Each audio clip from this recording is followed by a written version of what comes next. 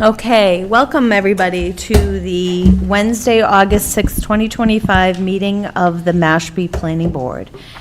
The meeting is being held at Mashpee Town Hall, Wacoit Meeting Room, 16 Great Neck Road North, Mashpee, Massachusetts. We're being recorded and broadcast live on channels 8 and 1072. Those are our local cable channels. We're being live streamed on the Town of Mashpee website, www.mashpeema.gov/channel-8. I'll explain a little bit later about public comment, and I'm glad to see that we have people here tonight, so that's great. But first, I'd love everybody to stand with me and recite the Pledge of Allegiance. Pledge allegiance to the flag of the United States of America and to the republic for which it stands, one nation, under God, indivisible, with liberty and justice for all.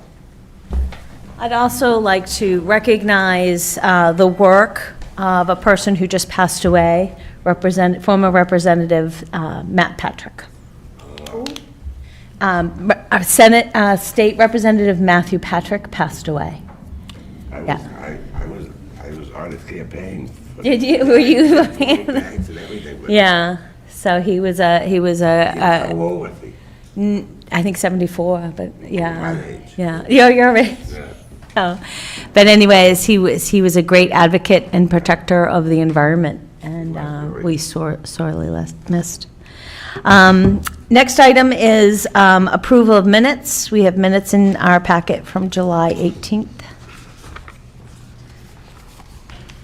July 18th or July 16th? That would be the 16th.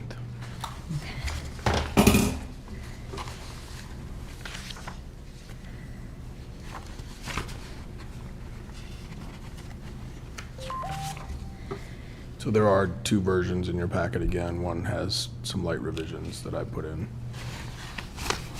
Oh.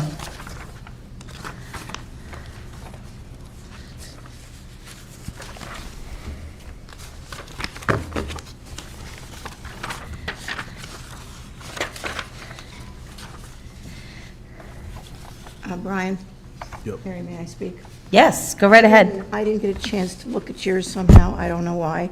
Could you tell us what the distinction is and what you wanted added or changed? It was just minor wordsmithing on a couple of comments that I had made. Nothing material, just retroactively, if somebody were looking back at the minutes, I would want it to be crystal clear what I had said. So it's purely on my comments and very minor.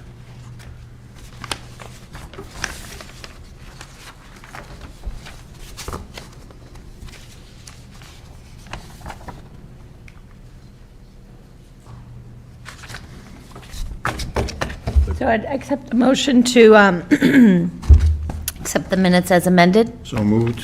Second? Any discussion? All in favor, say aye. Aye. Okay. And it is in those minutes that we did vote to start our meetings starting in September at 6:30, so just a heads up. Okay, so we're going to go in order of the agenda.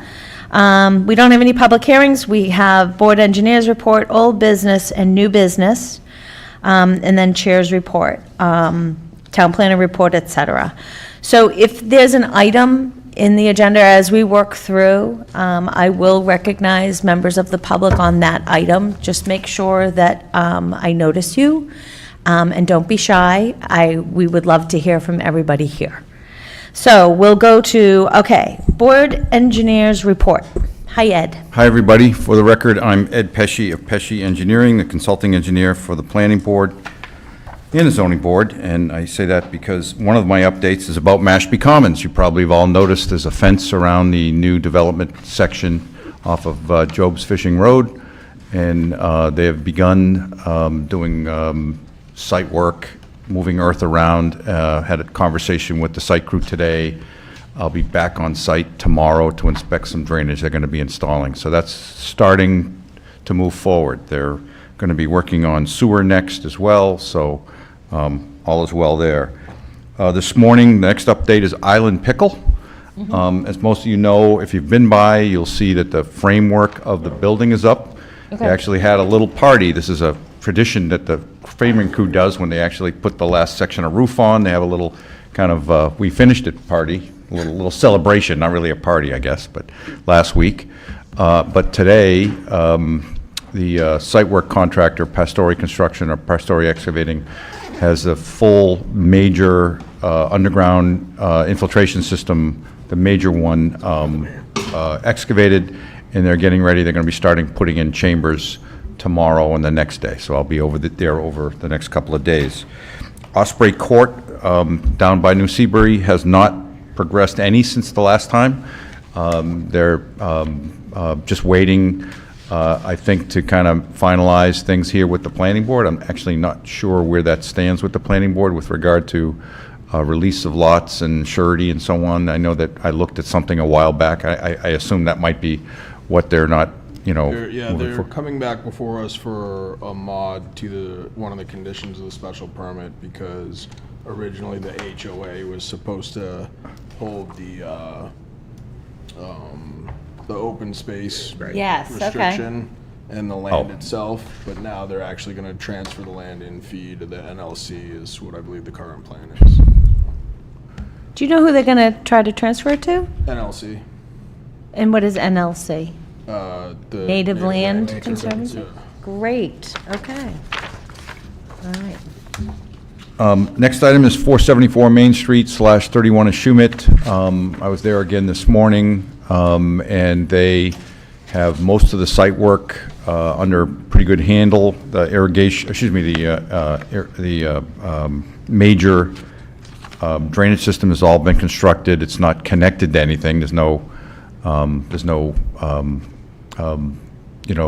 channel, if you will. They're not done building the driveway or the parking lot. It's my understanding, though, after discussing this with the site engineer who happened to be there today, that he's been in communication with me and Brian. They're going to come back before the planning board for a minor modification to talk to you about some things they'd like to change, and have, in my opinion, no real major issue, but they'll need to be scheduling that, I think, for the September meeting, right, Brian, probably?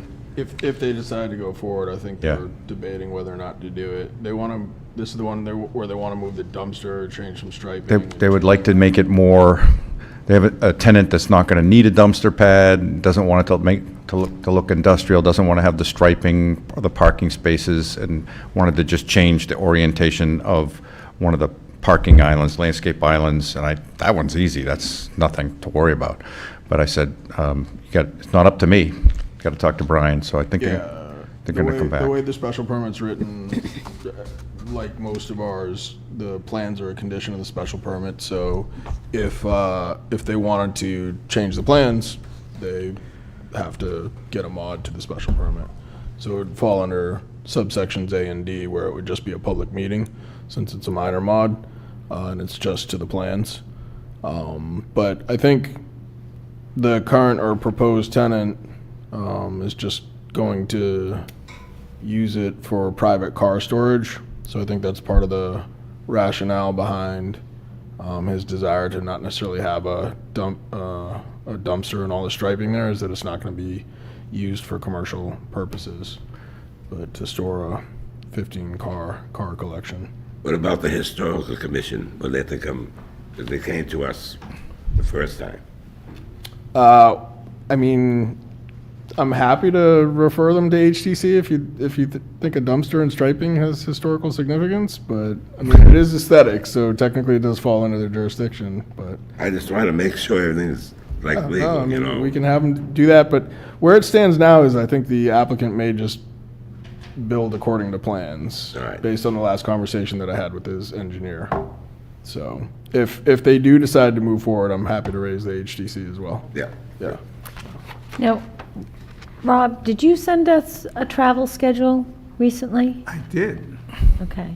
So just coordinate that with Rob, because I'll have to recuse myself, because I'm a direct abutter. Right? And so you always want to give an opportunity of having 5 seated Sure, members. absolutely. Okay. I can say with a high degree of confidence, based on my last conversation with the engineer, that they probably won't come back for a mod, just to be honest. And the last update is on Country Club Estates. I was there today looking at some updated grading and staking, walked the entire site. They have not provided us with an updated design plan just yet, but they're planning to do that next week. So I expect to see that, and it'll be in keeping with what we discussed at our work session meeting a month or so ago. And I had every intention of last week finishing the memo that you all asked me to do the last meeting, and I have it partially written. I have photos I've taken. I've put it in the drawing, in the letter, in the memo. So I'm doing two things. I'm doing a memorandum to the planning board saying, this is what I think is wrong with this intersection, what needs to be done. And the second one is a draft letter from you, for you to edit, to send with my memo to the select board. So I was gonna do both of them and just give it to you for action at the next meeting. Or for you to review, and then we can, you can take care of it in September. And the final update was, part of the reason you didn't get all that is because I was working on the review for the zoning board for 868 Falmouth Road on part of our discussion tonight. And I found that the project overall was in pretty good shape. A couple of things that I mentioned in my letter, as you saw, some with regard to drainage, other things are fairly minor. And I did send out, just for everyone's edification, Brian and Marianne Romero, the admin secretary for the zoning board, did ask, would you please look at the decommissioning plan? Would you please look at the glare study? And I sent out email comments on that, on both of those items this afternoon. I'm happy to go over those. I know you didn't have a chance to look at that. They're not very significant. Both of the studies were really well done, I thought.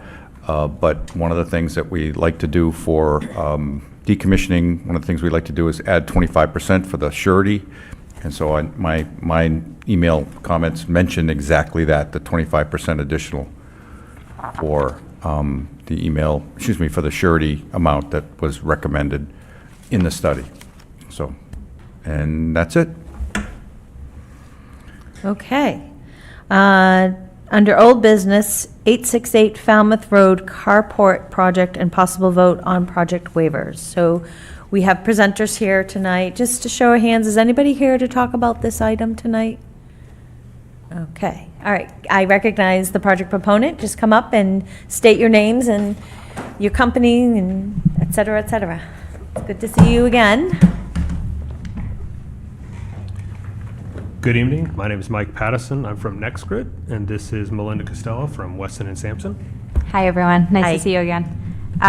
Before we start, I just have two comments for you guys. The first, at the last meeting, we talked about the plans and making some minor updates for you, just so for clarity purposes. I know you have 8.5 by 11s in front of you. I have larger 11 by 17s here. So if anyone wants a copy, please just let me know. I can hand those out to you. The 11 by 17s are in color too, if you want. Yeah, I think we need them.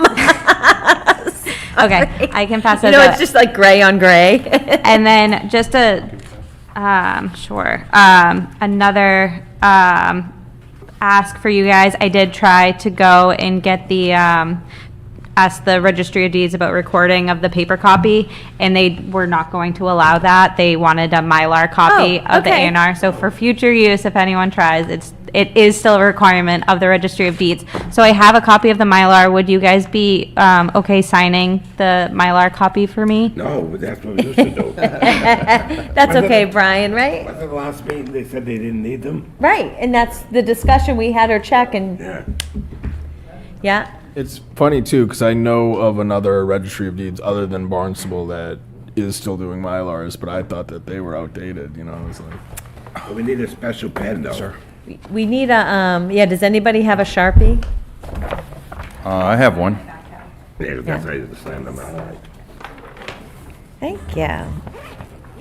Any further, oh, nobody's here with us.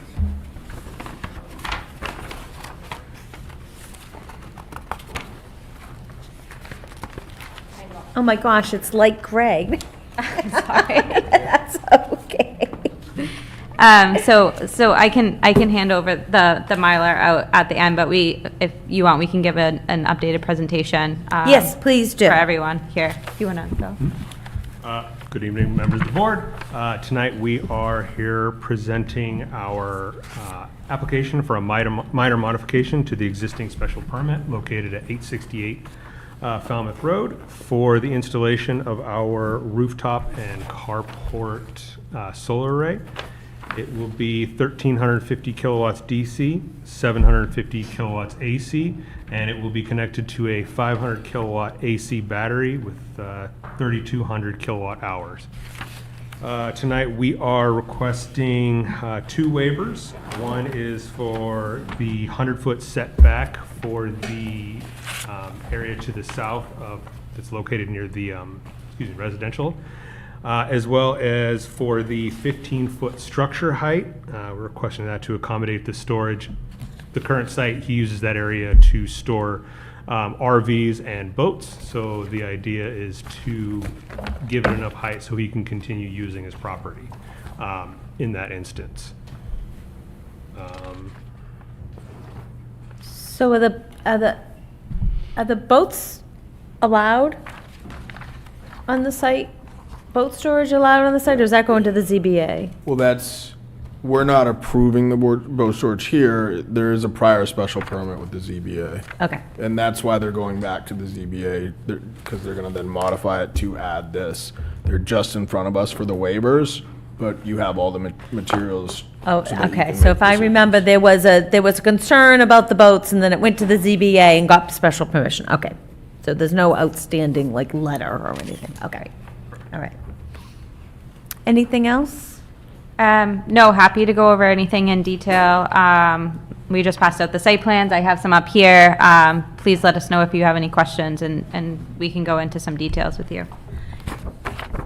Brian, is there any, like, suggested language for the waiver? I'm sorry. I mean, I think it's honestly 2 sentences for each one if they're approved, you know? And you say, Okay. oh, the planning board hereby grants a waiver to section insert, which I have Thank handy you. but not memorized, but it's 174-45.7 C2C and/or 174-45.7 C2G.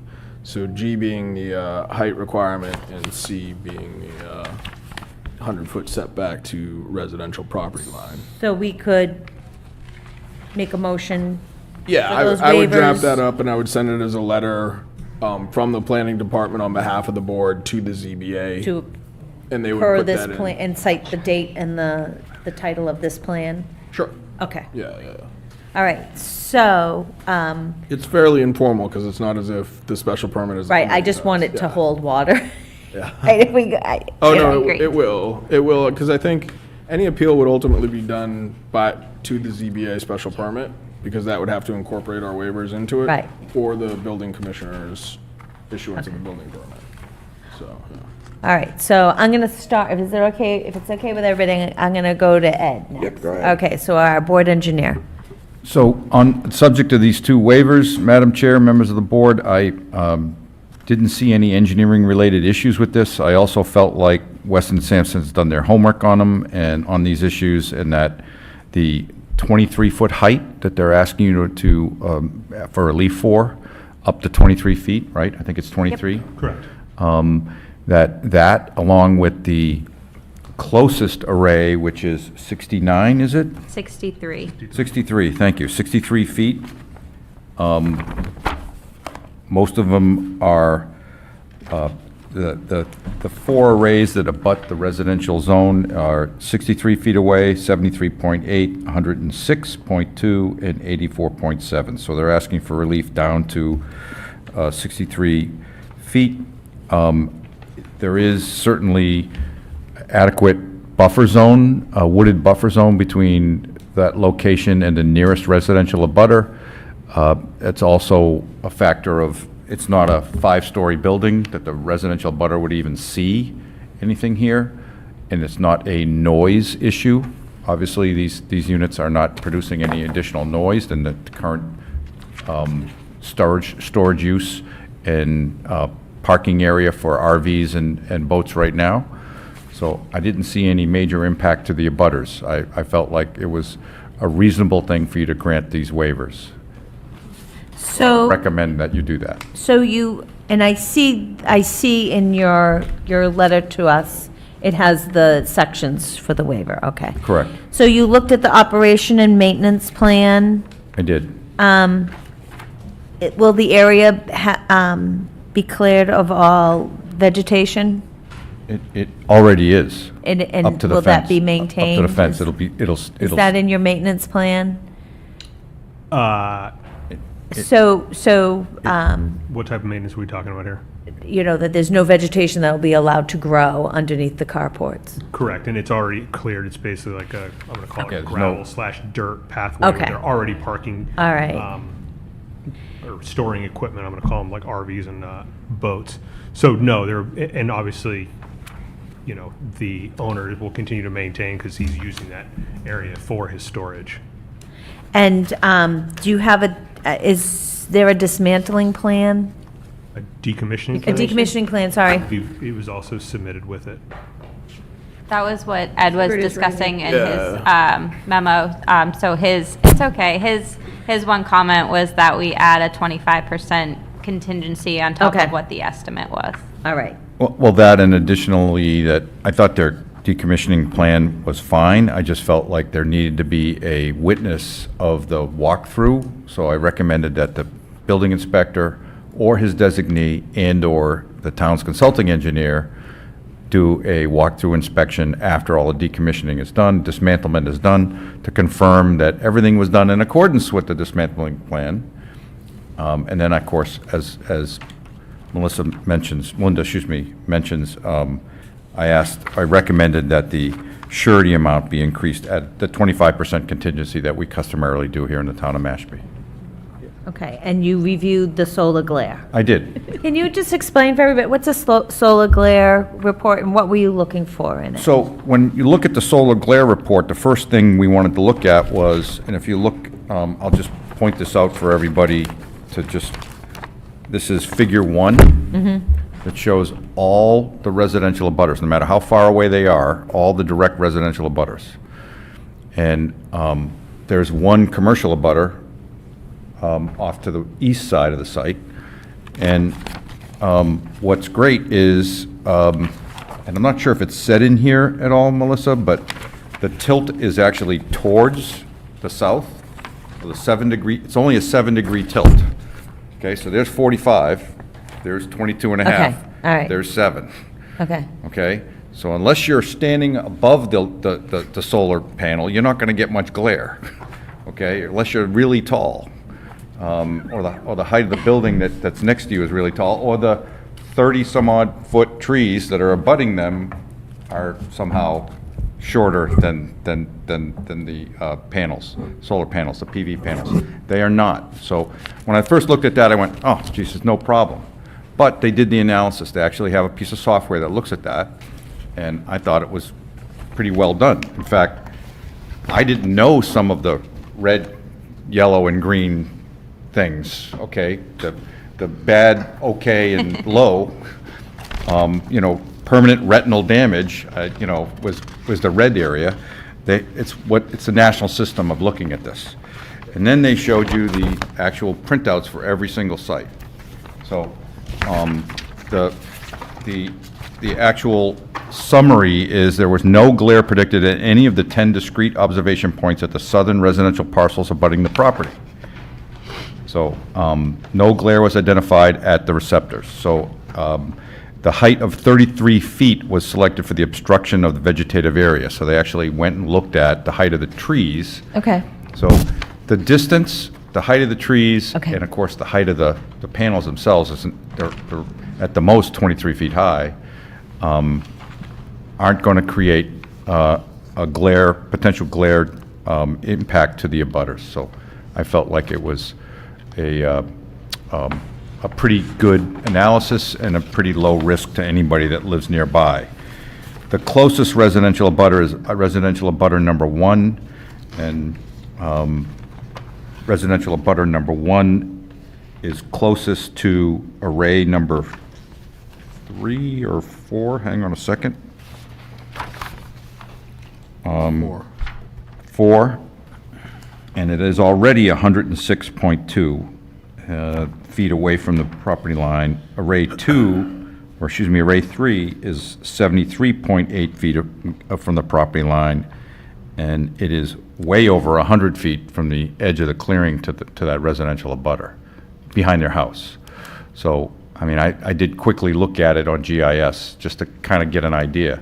So the intent of the bylaw is to give 100 feet, and you essentially have that because you have trees in between the house and the abutting property. So, and again, there's no chance that they're going to have glare, at the residential abutter. I mean, I would obviously worry if I was on the second floor in my bedroom and all of a sudden I'm getting glare part of the day from a PV panel, but the PV panel's too low for that to happen and get to them. So, my opinion, or too high, excuse me, at 23 feet for that to be an issue, and there's too many trees in between. So, I didn't think there was any issue whatsoever there, and the analysis bore that out. So, Thank you. Thank you. Any other comments, Ed? that's it on those two comments. Okay, Mike, do you have any comments or questions? I'm good. Okay. Karen? I'm good too. Dennis? Yeah. The height is, what is 23 feet? That's to the bottom of the joist, and then the panels and the joist is another probably 3, 4, 5 feet higher. No, 23 feet is to the top of the panel. Oh, okay. At the highest port, because we're trying to make sure, what is the 15 is the 15? low end. Yeah, the 15-foot is at the lowest end, so that gives them a 15-foot clearance for their boats. Okay. And then on 101, C101, is that where the batteries are? It's in the front. Yeah, so right here, so array number 1. Yep. To the west of array number 1 is where all the proposed equipment is. And I see you gotta cut some trees down by there, Yeah. okay? Yep. Now, is there any noise, any buzzing noise from the battery? There's some humming noise. It's similar to what an AC unit would be. So that's not gonna disturb the residents, it's not that loud? No, it's not that loud. They're also heavily insulated. All right. So, right, so the abutter to the closest abutter to those batteries, is it residential or industrial?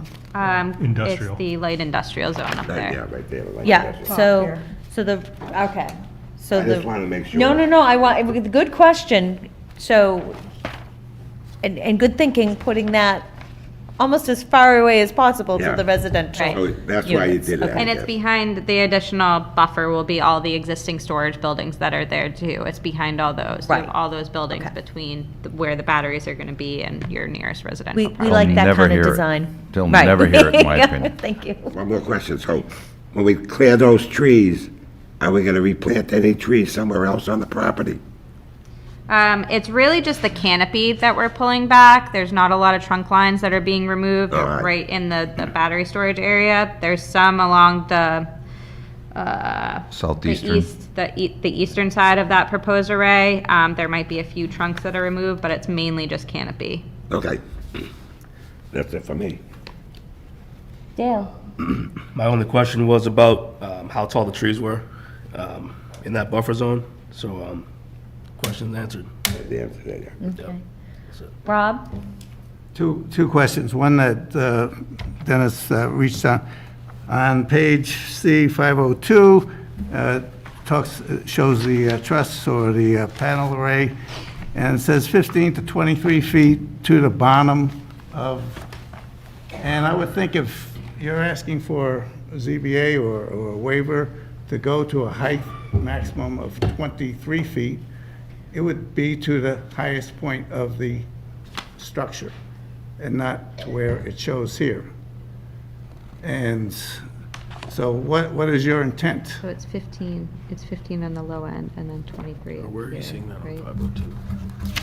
Or is it all under the canopy? No, Right there. sorry, so it's 23 to the top at the highest elevated, and then the lowest portion of the trusses is 15 feet for their clearance. Okay, I mean, do you see where I'm pointing?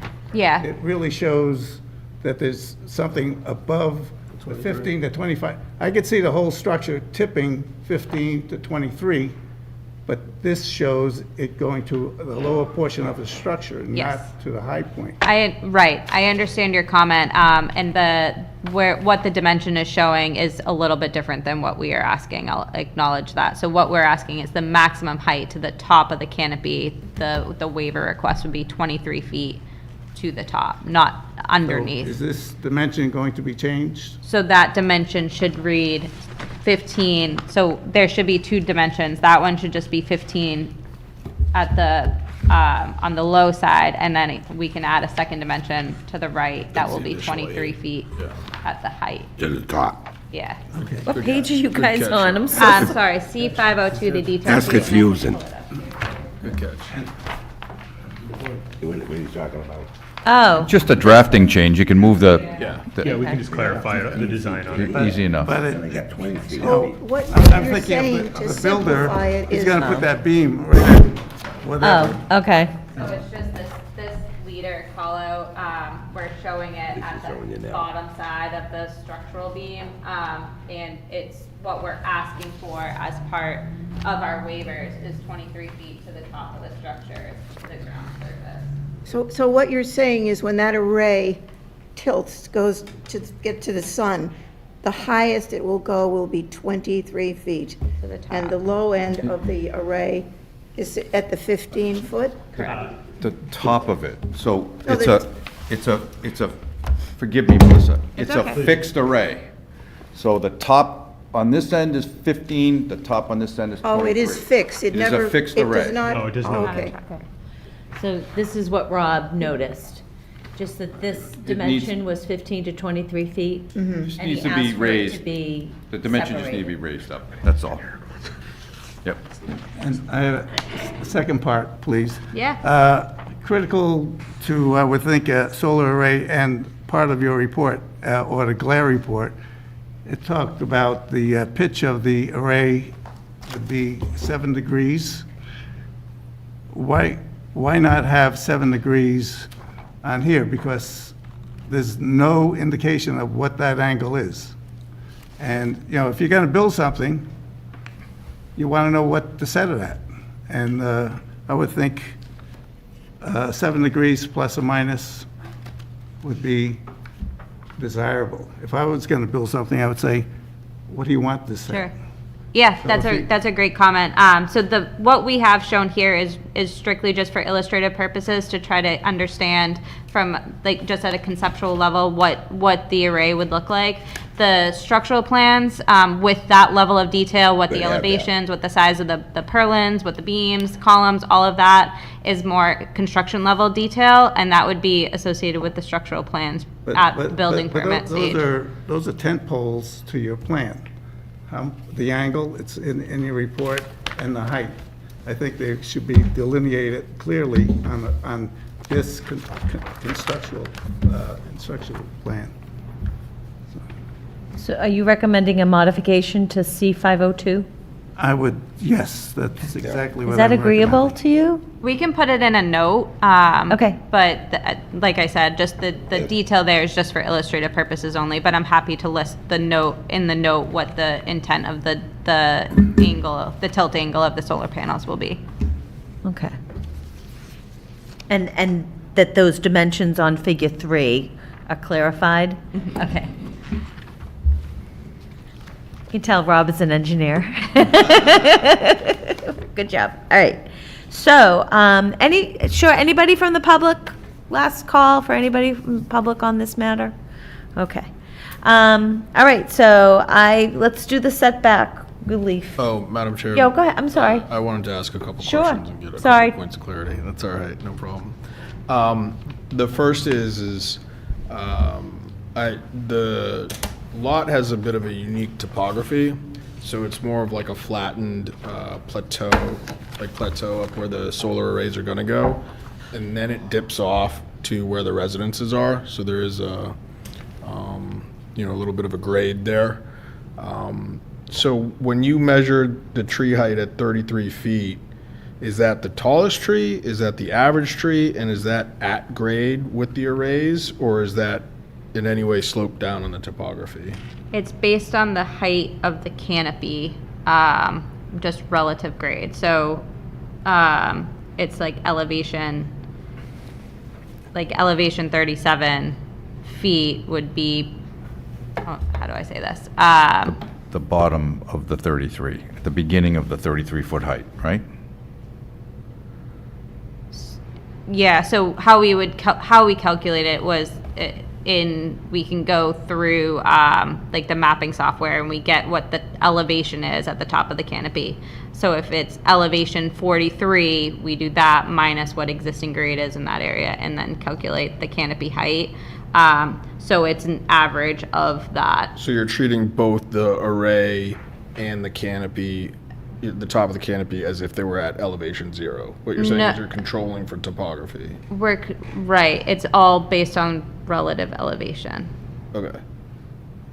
I think we're on the same page. I hope so. I mean, but is it 33 feet theoretically, or is it 33 feet definitively? Like if I went out there and I measured the tree, On a average. really big measuring tape, Right, and I had a right. really big ladder, would it be 33 feet? Correct, yes. Okay. So, but is that trees that are on the same plateau as the arrays, or is that trees that are lower down where the topography dips off? Let me take a look at the report real quick, how it was worded. Bottom line It is, was- I want to know if these arrays are going to be close to as tall as the trees or not. I mean, is there going to be a They're 10-foot gonna be, difference between the two? so if we look at topography, so existing grade at the edge of the canopy on that south side, existing grades at approximately elevation 23, 24. You add 37 feet to that for what the tree height is, 4, 7, 8, 9, 10, 11. What did I say, 34, 3, 5, 60, so that's elevation 64, 74, right? Or And then, which plan are you looking at right now? so I'm looking at C101, Yeah, it's all- and just at the edge of the tree line. So if the edge of the tree line's around elevation 23, 24, Yep. 24, 24 plus 37, 7, 8, 9, 10, 11, 5, 61. So your top of your canopy is at elevation 61. If you look at grade on the site, in that same area, we're at 36, 30, at elevation 35-ish.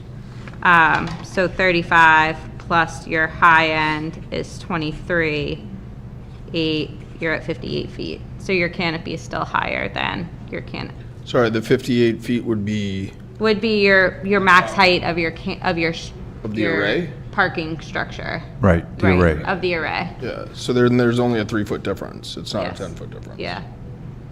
But that's of the canopy, but your house, the residential lots are even lower than that, further south Yes. of that line. Yeah, okay, yeah. No, I know. I get that it slopes. Yeah. Then the only other thing that actually I was just kind of picking up on now, and I wanted to hear your perspective on this, and I never like to bring something up that could potentially kill things at the last minute, but I was under the impression that there was some sort of an access tracking component to these panels, but it was just brought up now that they're fixed. Right. Correct. Yeah, so I mean, that provision of I'm sorry guys, but I'm just gonna read the provision of the code right here, subsection G. Fixed tilt ground-mounted solar energy systems shall have a maximum height of 15 feet above grade, period. In the case of single or dual access tracking ground-mounted solar energy systems, comma, the planning board may increase the maximum height as it may deem appropriate based on site-specific considerations, period. So that's the section that you guys are applying. So that means they can come back to us and ask for them? In a couple of years, they say, these ain't working right, we need to be tilted, unless we take that out. Well, I think there's a number of ways this board could vote to interpret that provision of the code, right? It doesn't specifically say that you can grant a waiver for fixed panels. It does say you can grant it for single or dual access tracking ground-mounted solar energy systems.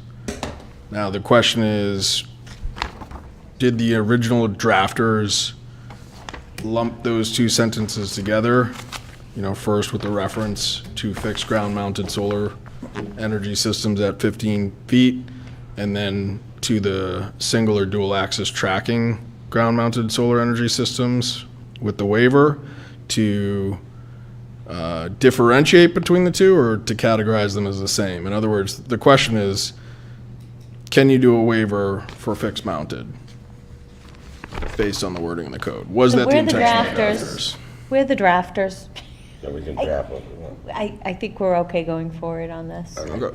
So we've learned a lot. We learned a lot about the glare. People that are in this room that are voters, we will be in front of town meeting to change the zoning bylaw. So this would be considered under a special permit of the planning board next round.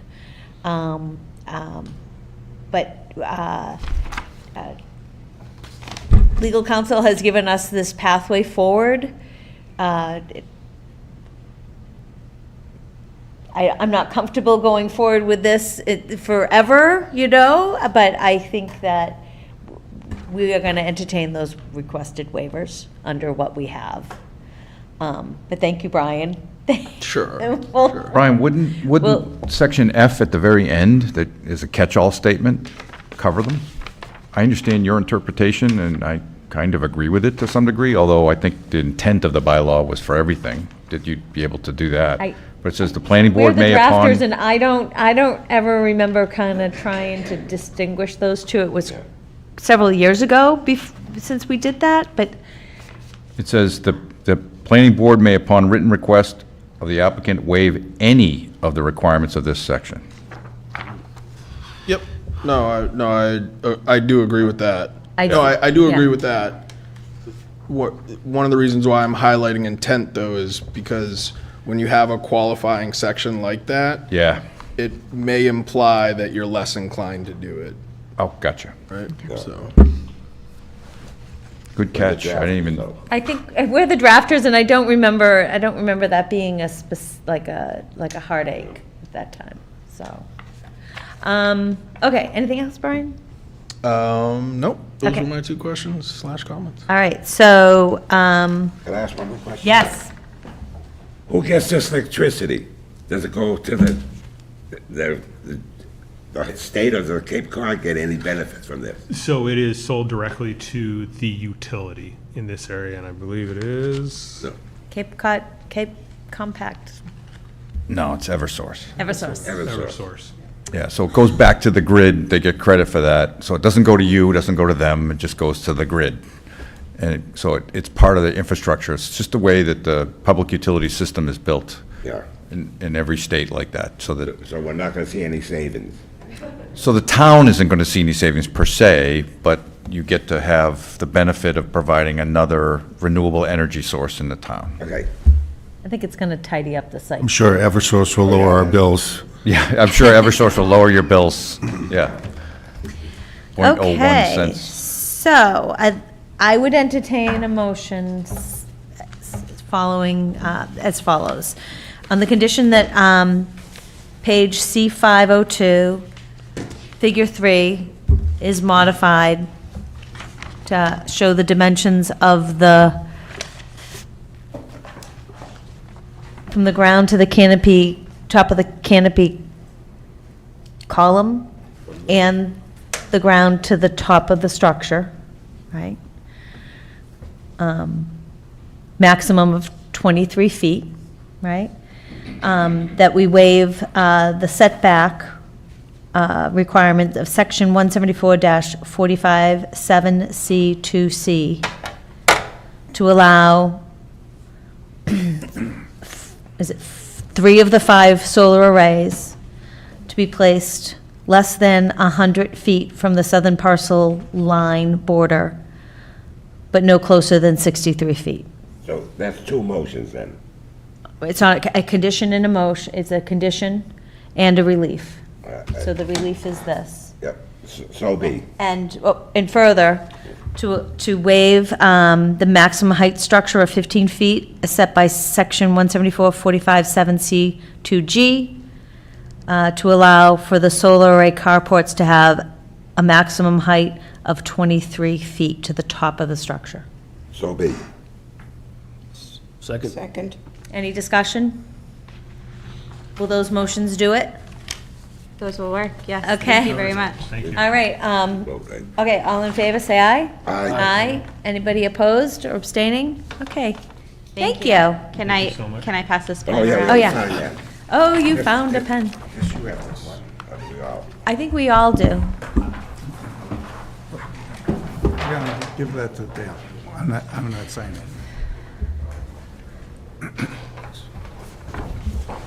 So Brian, you got a copy of this, right? A paper copy?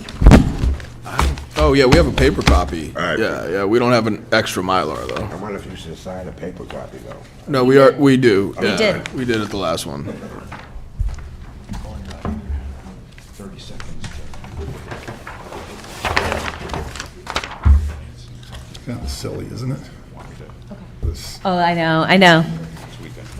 But It's Cape Cod. pulling together a comment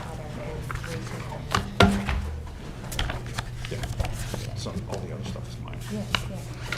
Drainage is mine. Yeah, and I just wanted to make that one clarification with you before we put Yeah. the letter together. So yeah, everything will be put together. Thank you. Congrats, Melinda. All right. With your permission, I'm going to move on myself.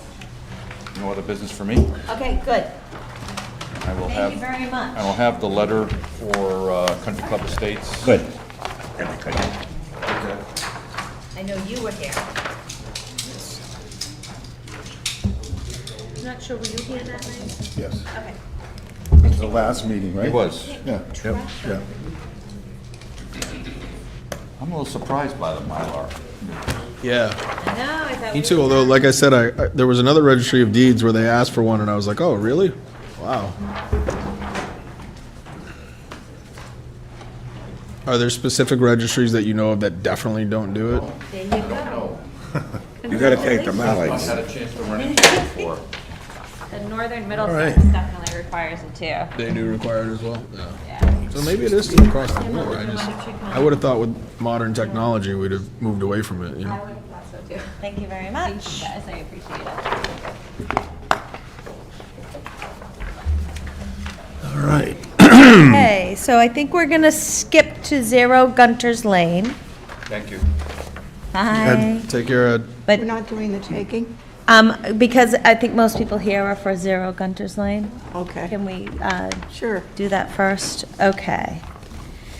So, I am going to allow, as I do on every item, public comment. So, if you're, I'm not going to do it first. I'm going to speak a little bit beforehand. Probably go to the board members for some comments.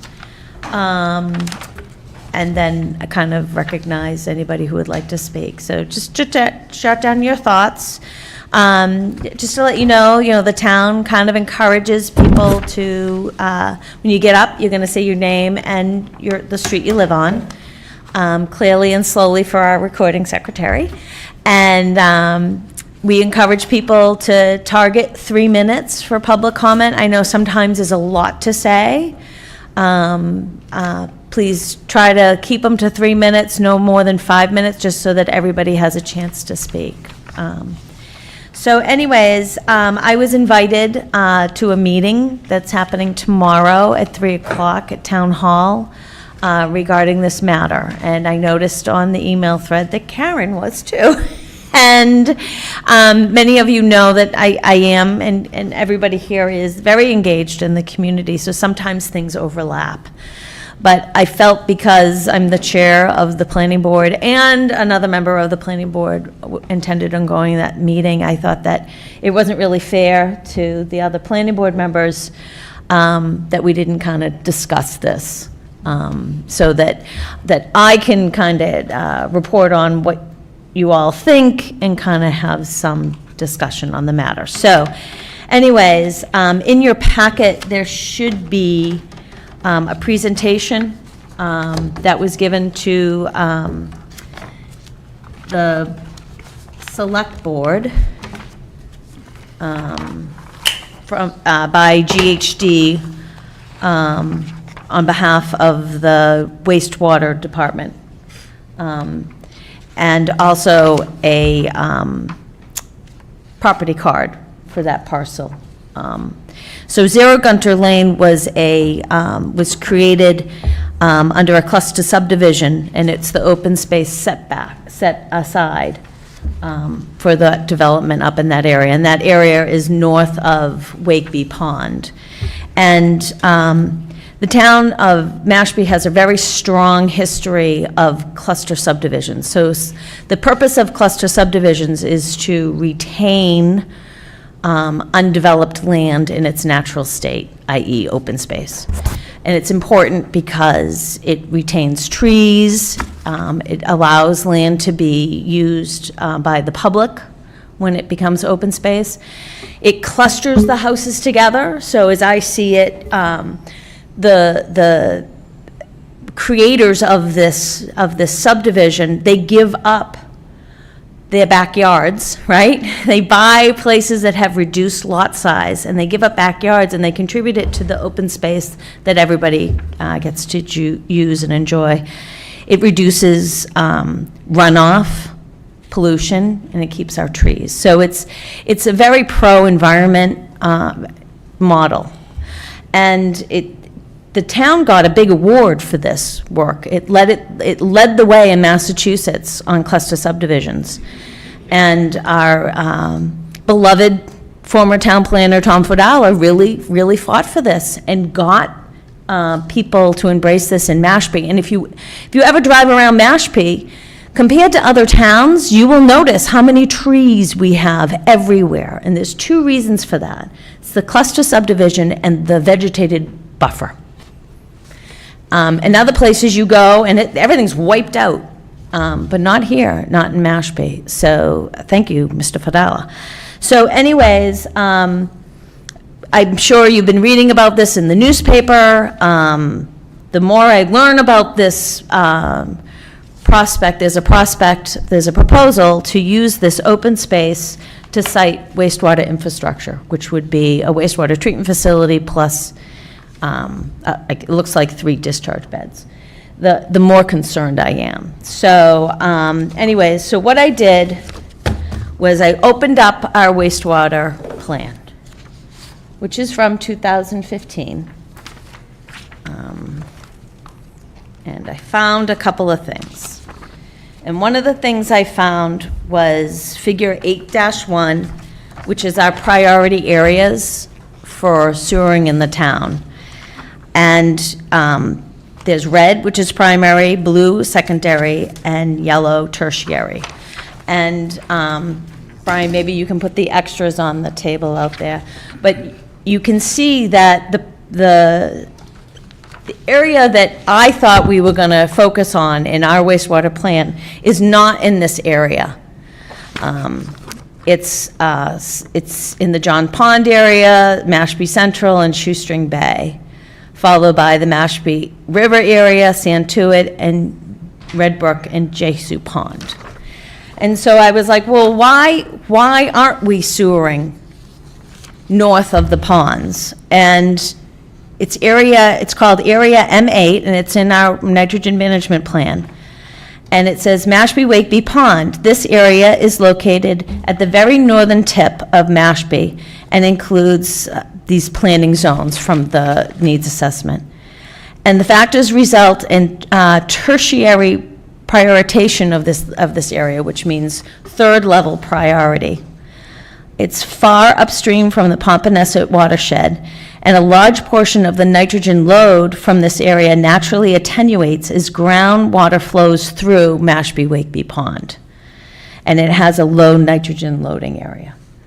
So not only am I concerned that open space would be lost by this proposal, but I'm also concerned that we're focusing our wastewater efforts on an area that's not a primary or even a secondary area of concern. I also have, and I mean, these reports are huge. Oh, yeah, okay. These reports are huge. This is figure 9-2. This is for our implementation phasing plan. And anything close to this area that they're proposing to sewer is in phase 4 or 5, and the area that they're proposing to sewer isn't even highlighted in this plan. So just a couple of red flags. And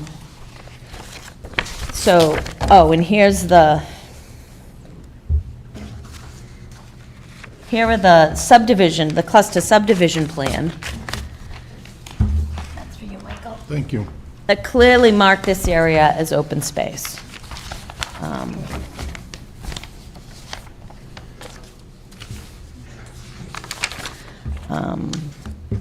And you know I sit on the Community Preservation Committee. We fight really hard for, What, they're all the same. there's 3, there should be 8, 4, 8, and 9. 4, 8, and 9. So that's for Dale. Yeah, okay, that's what I was, And we spend a lot of money on this stuff. That's for Rob. Rob. But, people are saying that, we got this for free, but in a way, that's for Brian. But in a way, we didn't, because it's part of the cluster subdivision plan. And if we were to replace this land, it would be millions of dollars. And that's because the assessment of land right now is very high in town. So with that, collect your thoughts. I'm going to put this on the front table if anybody wants to grab them, but I'm going to ask the board for their thoughts and then open it up to the public. Okay, I'd like to speak, Mary. Go right ahead. Microphone. Yes. Can you hear me? Okay. All right, that first piece of paper that she showed I have it in another format. This was done by the Massachusetts Estuary Project in 2007, and they put, as she said, the Mashpee-Wakeby Pond area as a tertiary, meaning not primary, not secondary, but a third place to look. And to support that, in 2015, the same Massachusetts Estuary Project showed, and this, I could pass this around to our. Oh, she has handouts too. I have them joined together, so. So one for Mike. Yeah, they ended up not doing that, I believe. They ended up not putting in a well. This is for tomorrow. This is the open space area. Yeah. Okay, and in line with that this is a low priority, the next picture is also, it's the same thing as the Massachusetts Estuary Project, but now they're measuring how much nitrogen needs to be removed from the areas. And interestingly enough, up there, where we're talking about the Gunter Lane area, 0% needs to be removed. And as Mary said, a lot of this is attenuated, in meaning the nitrogen dissolves, it disappears, but where it really gets heavy is right here in Shoestring Bay and Wacoit Bay in the middle of Mashpee. So I guess what I need to have tomorrow to talk to these people about is, why are we doing this project here as opposed to somewhere else? What was the motivation? Does anybody know what the motivation was? Oh, okay. Well, There's been no know. public hearing to change the plan, so we really don't know. The I other mean- thing is, in this handout that came to the select board, let me see what it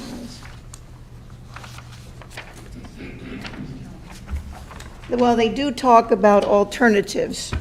And the third alternative they talk about are innovative alternative septic systems, which you probably know, instead of throwing off nitrogen, it throws off gas.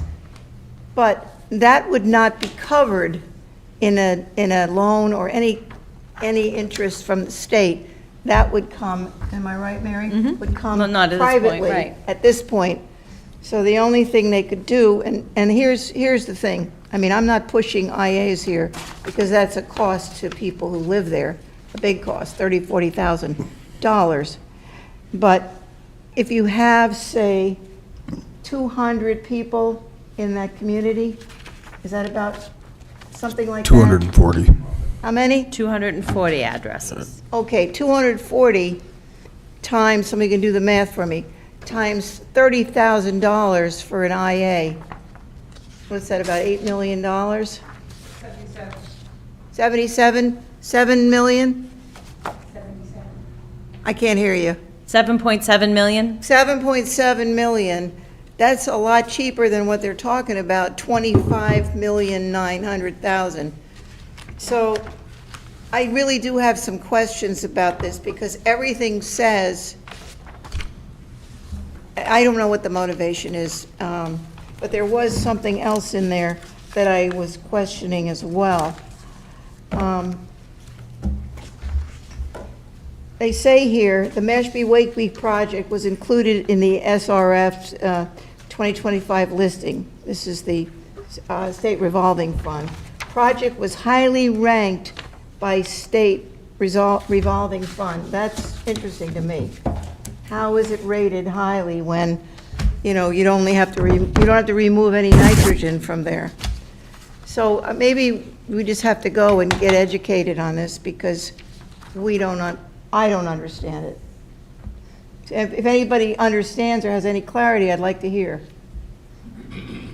It doesn't make sense, given the other areas of concern in the town, right? There's so many other places to pay attention to.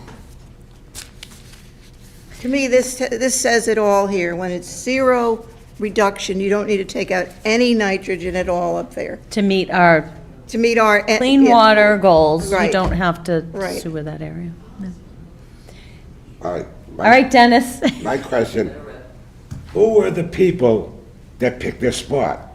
Was it in a public forum, or was it a backdoor type of deal?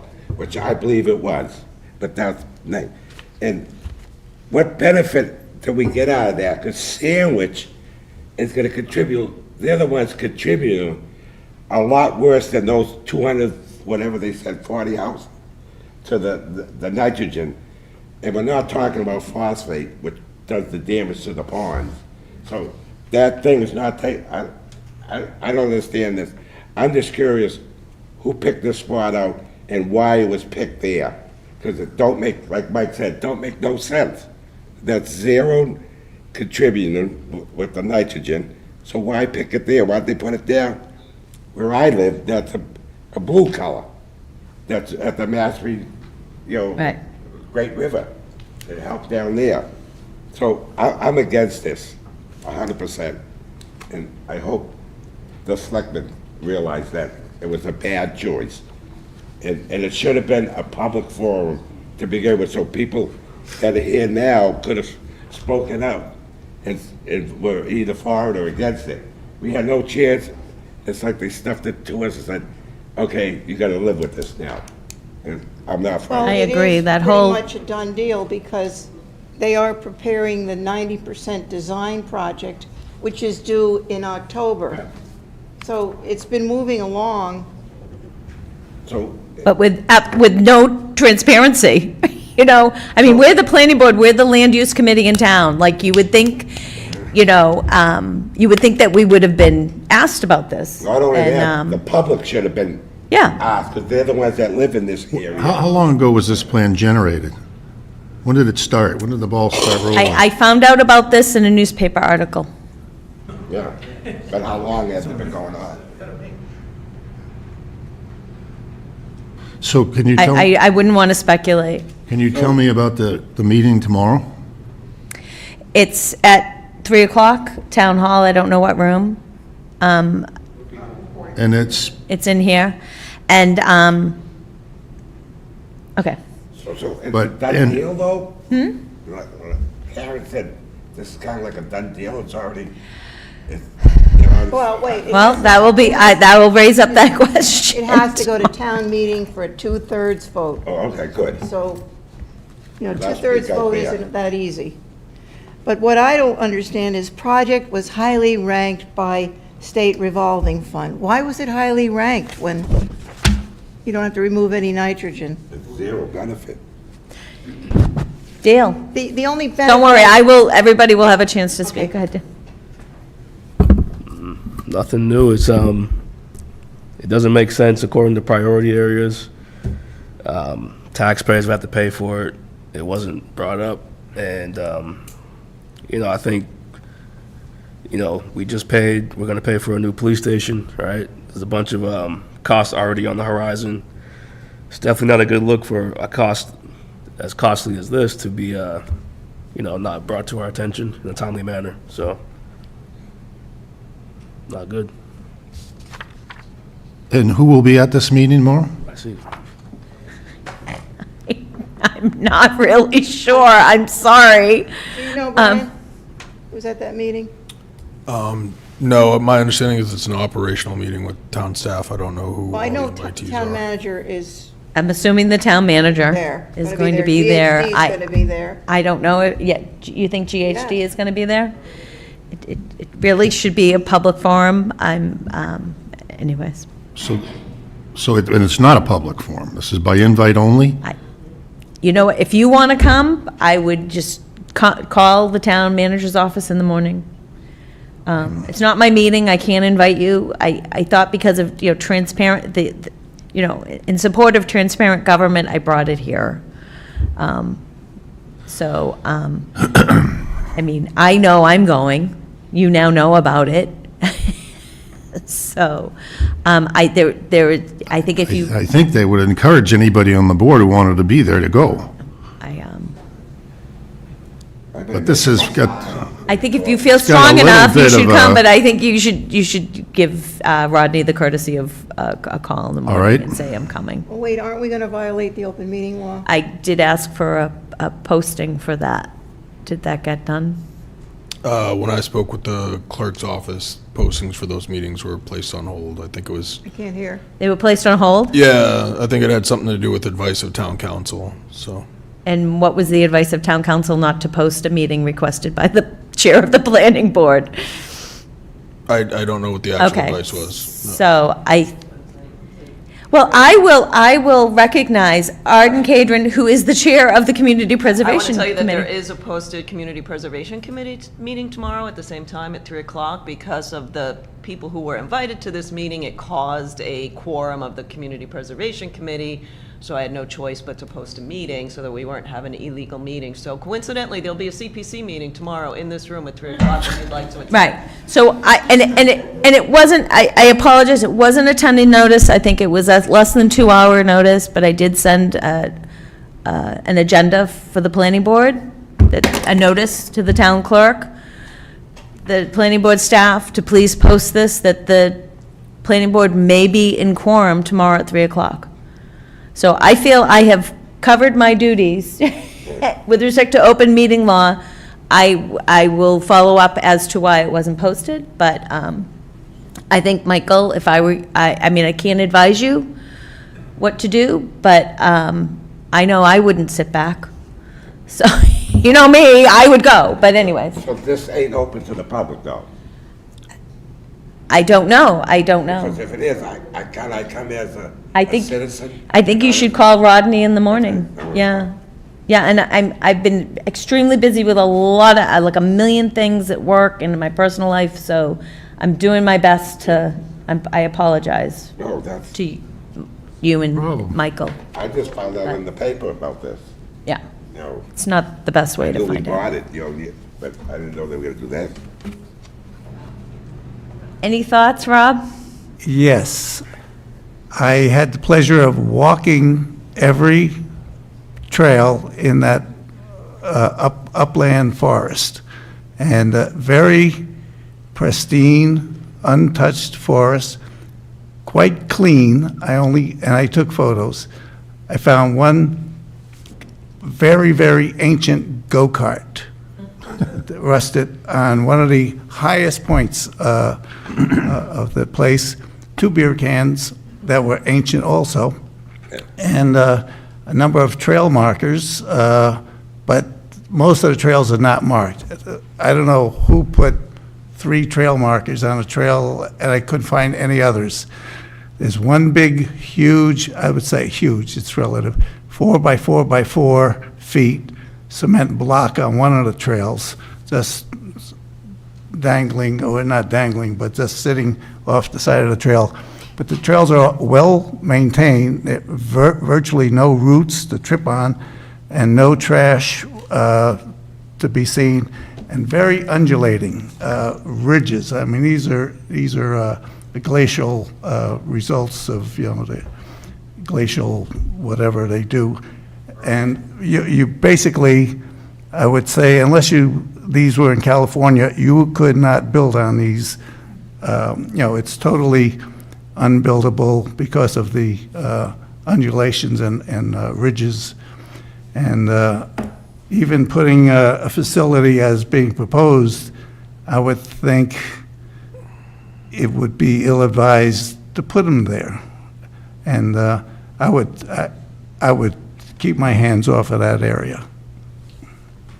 Thank you. Rob, could they, I'm just saying, I'm not saying I'm for it, but could they put fill in that? I only saw the place at the end of the cul-de-sac, Oh. where it drops down precipitously. Yeah, it goes down, and you're on a ridge, and on both sides of you, it drops off. And if you go down and up, you're on another ridge, and it's, Well, would they have to put fill in there or do something to get a level field? Oh, yeah. they would have to do something, but it would be ill-advised, I would say. I mean, if you get heavy water runoff or whatever from, you've got natural gullies in there that, Yeah. and by the way, I didn't see one drop of water running in that whole land. I went to Peters Pond, and I went to every subdivision that was, or surrounding that area, and pretty much all the landowners that abut it have a little path that goes into one of the trails. And I would say it's well appreciated.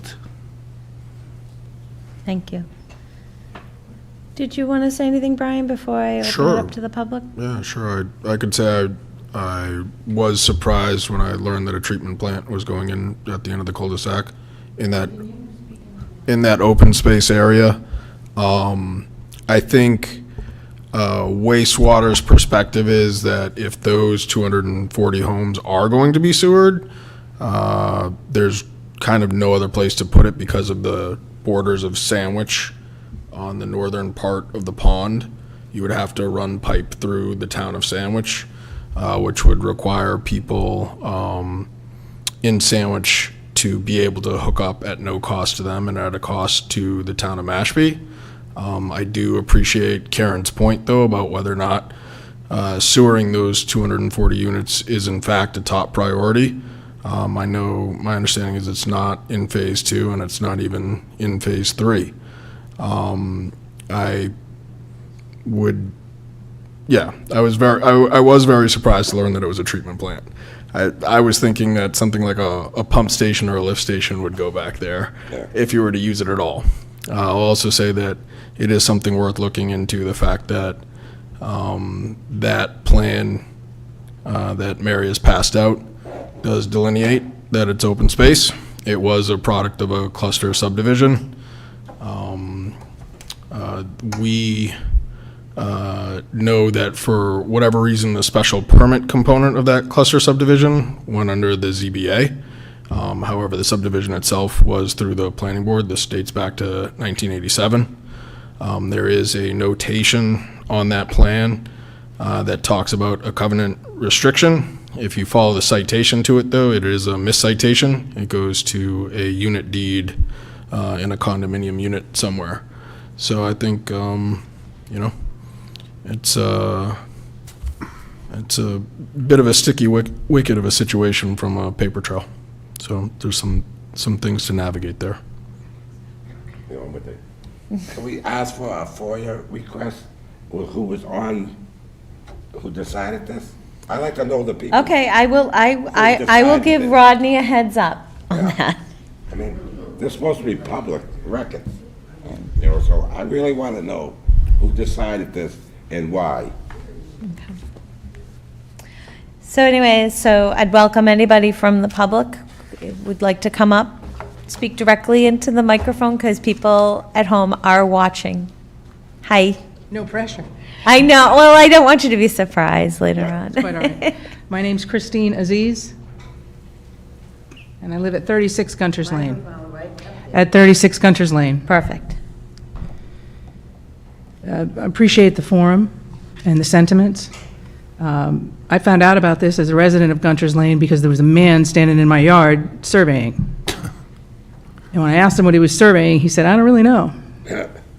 So I called and I left a voicemail for Jared Meter saying, "There's surveying going on in my neighborhood. Does it have anything to do with sewering?" And I never got a phone call back. Fast forward a couple of weeks, Justin, the surveyor, is back and he's at my door and he's got a letter from the town, from Jared, explaining that this is in service of this wastewater treatment facility from the Mashpee Wakeby treatment. Now, I was at town meeting in May, and I'm a passionate advocate for open space, and I want our waters cleaned up. I don't want to sound like I'm not for taking care of our waters. But I spoke to one of my neighbors. I said, "What do you make of this?" He said, "We're not even on any of the phases because we're paying attention." So the letter was supposed to be dropped at every single house in our neighborhood and other abutters. And that did not happen. I understand that in August of last year, Jared was before the select board, and he was praised for his creativity for finding this site. I think I might have answered your question. I'm not skewering somebody. There's a reason for it. We just don't understand it. But here's what I'll tell you. I bought that house in 1994, and that land was told to us to be open space, and it would be held as open space. We were told, when we met with the sewer commission and the select board, that the designation expired after 30 years. Well, 10 years ago, the town took a whole bunch of parcels of land. Anybody who was living here then would maybe, and is active, would maybe remember all these parcels of land, and there were designations for them. And that land was designated as it was being put into conservation. And if the town didn't do that, that's not on us. That's what we believe, that's how we've lived with it, and that's how we use it, and how we appreciate it. So, the engineers went and spoke to the attorneys. The attorney said it's town-owned land, you're good to go. They presented it to the select board in July? In July, and they said, well, now it's time to start having some public outreach. This meeting for tomorrow at 3 o'clock, we were told, was an operations meeting with the abutters so that we could hear what the plans were. It feels like, and I said this in my first presentation at the sewer commission, it feels like we're way down the road on this. We didn't know anything about it, and it's just not fair to have this open space for all those years, and under the auspices of that, a lot of people buy homes in these cluster subdivisions. And then when the town takes the land for tax taking and says it's going to be conservation land, and doesn't dot their own I's and dot their own T's, well, just because you can do something doesn't mean it's the right thing to do. And so this feels like the wrong thing to do. And I'll close with, I'm passionate about our environment, open space, and clean water. I'm not against it. This isn't NIMBY, but that land should not be taken for this, and it is hills and valleys. I walk it. Can I ask you a question before Sure. you go? When did this surveyor knock on your door? When was that? So that would have been, I called Jared on July 1st, and it was the following Monday that he came with the letter. And he was supposed to put it on everyone's door, but he didn't do it, because I've talked to just about every single one of my neighbors. Thank you. Thank you for your time and your attention to this. Thank you.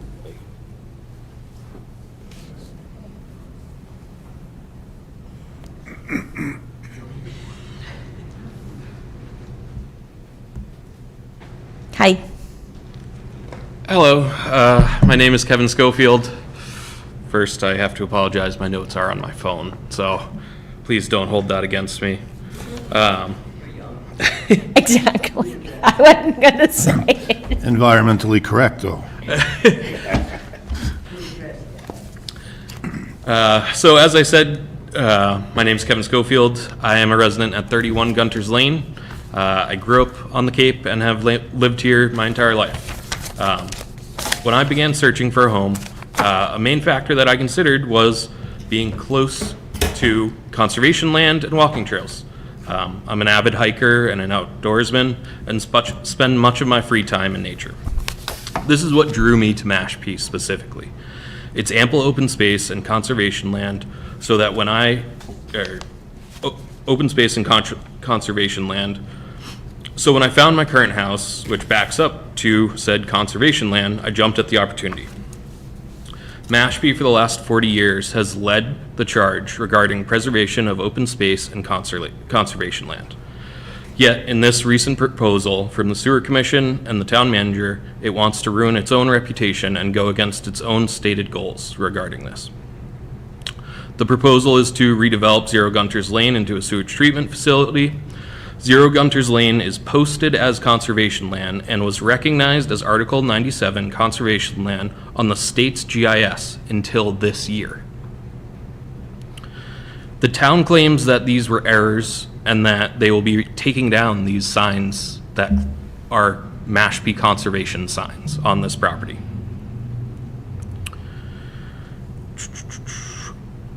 It is unknown why the state doesn't recognize Zero Gunter's Lane as conservation land any longer, but I doubt they changed it by themselves. Zero Gunter's Lane was originally deeded open space related to a cluster subdivision that this very board approved in the 1980s. The land was then taken by the town because the original developer failed to pay taxes on the land, but in the town's taking, they stated it was for conservation. I bring the map today that has it labeled as tax taking for conservation. I believe it might be one of the things that was passed out to you earlier. No, it's not. So what is that from? Is that from the open space and rec plan? No, it is the action plan, map 9-1, in which they discussed taking of this land. And right at the bottom, the land is labeled in green, and the green is tax taking to conservation. Where did you get that? Tell me. This is from the town's website. From where? Town's website. But you public know, record. what's the figure, 9-1? Yeah. Dash one. Is there any page on that? Sorry.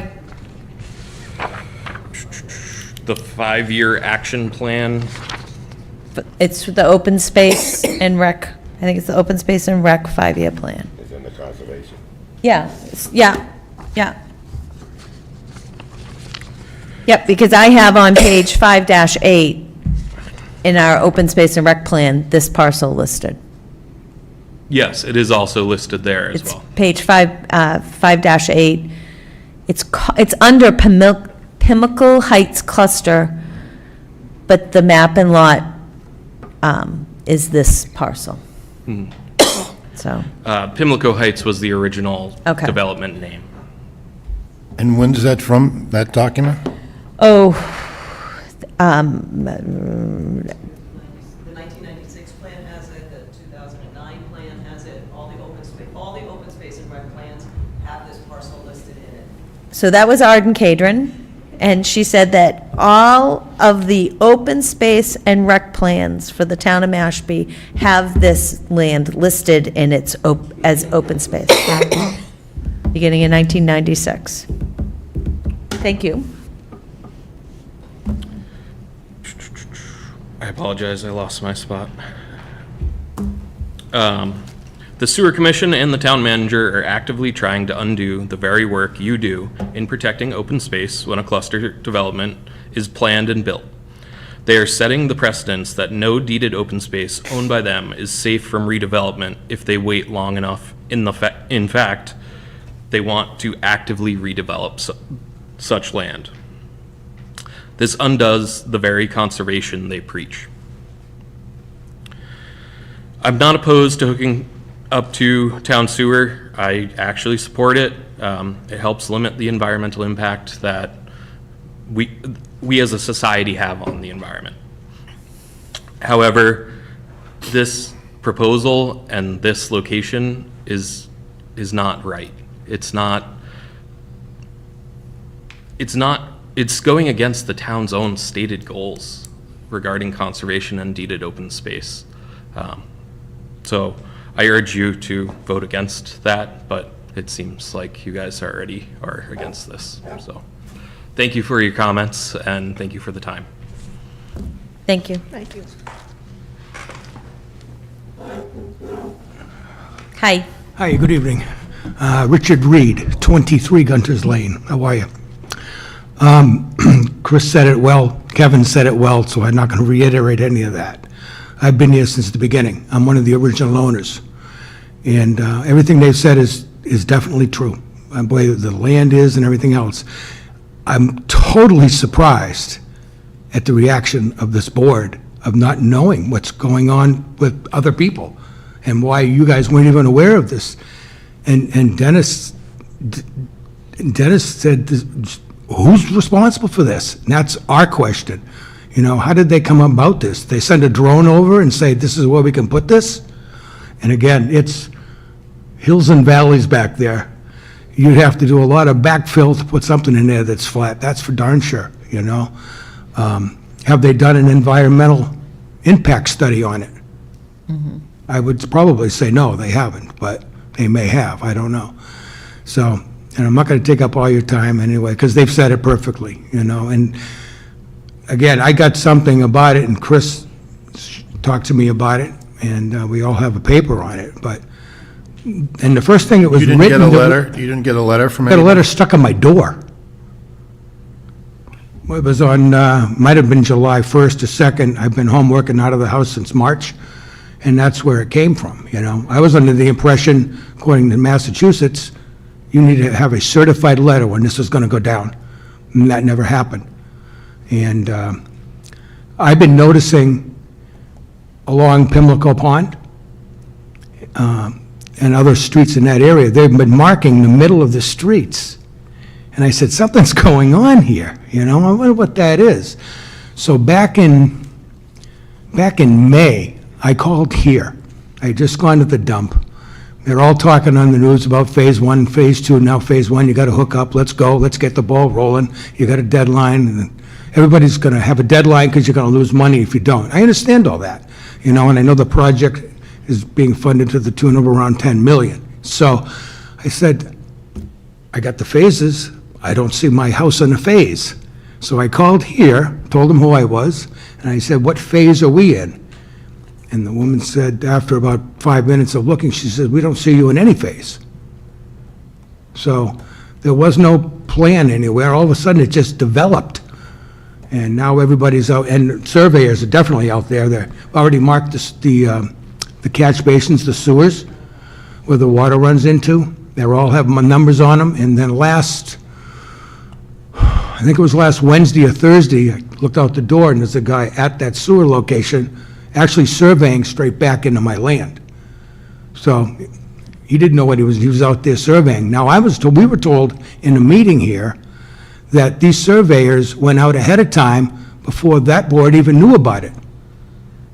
So they took it upon themselves to go out to start the project. So, you know, and I don't know if any of you have ever been down Gunter's Lane. It's a cul-de-sac road. Yeah. Where the children are. I've been there, yeah. Yeah, and there's no trucks that are going to go down that road and ruin it. But first of all, the asphalt isn't thick enough, you'd ruin it.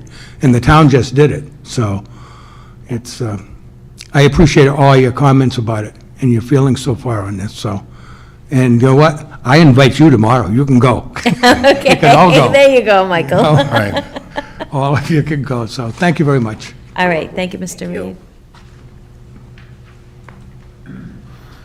I apologize. There's one thing I forgot to mention. I, to this day, have still not received any sort of notification from the Sewer Commission. They claim to have passed out this letter. There's a few residents that have received it, but by no means has every resident received it. I have not received it to this day. Okay. Just wanted to. Thank you, Mr. Schofield.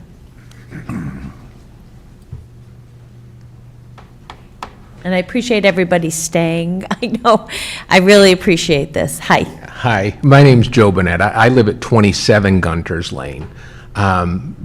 The area that I live in would be, this plan is to put this right in my backyard. We were blindsided by this. It was just in June, all of a sudden, the surveying trucks are in the neighborhood. A few weeks ago, I have dig safe flags on my front yard. It's like all of a sudden, hey, this is happening and you can't stop it type of thing, right? It's just shocking that that area that you spoke of, those are glacial moraines back there. Yeah. It's the myself, I've taken my shears and actually trimmed the bushes back on those trails. They're maintained by the neighbors. We walk our dogs back there. There's people that mountain bike and run, and it's a connection to another section of conservation trails that are marked down by Peters Pond. It links to them as well.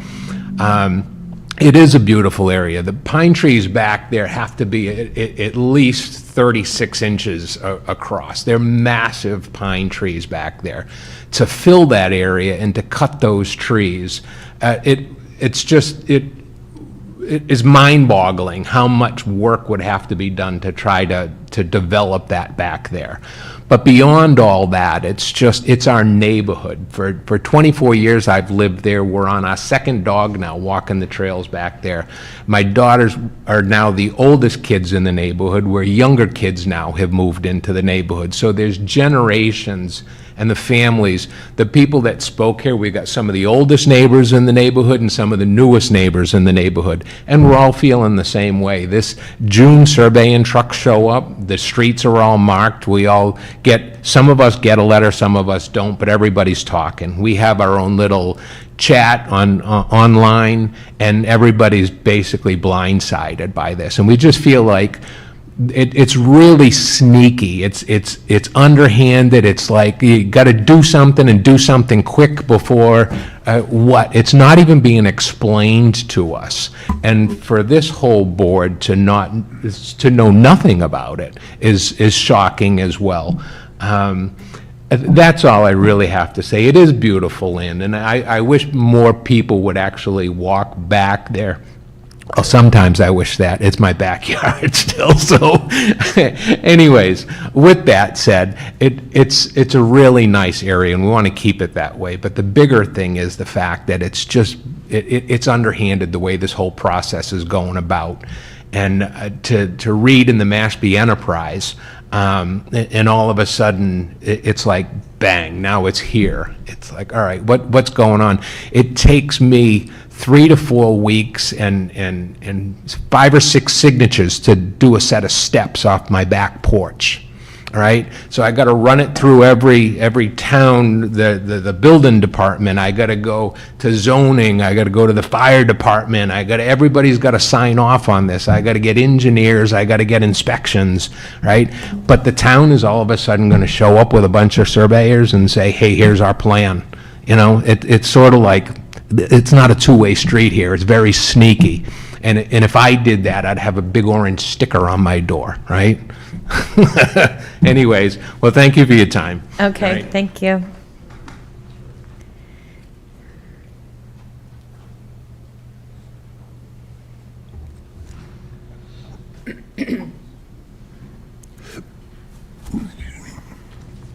Hello. Hi. Irene Chekovich, and I do not live on Gunter's Lane. I live on Sunset Strip. I think I'm going to have to throw out a few of the things that I said because they've already been said here. I totally agree with Rob. I have walked those paths a number of times now in preparation for an article I wrote for the Enterprise.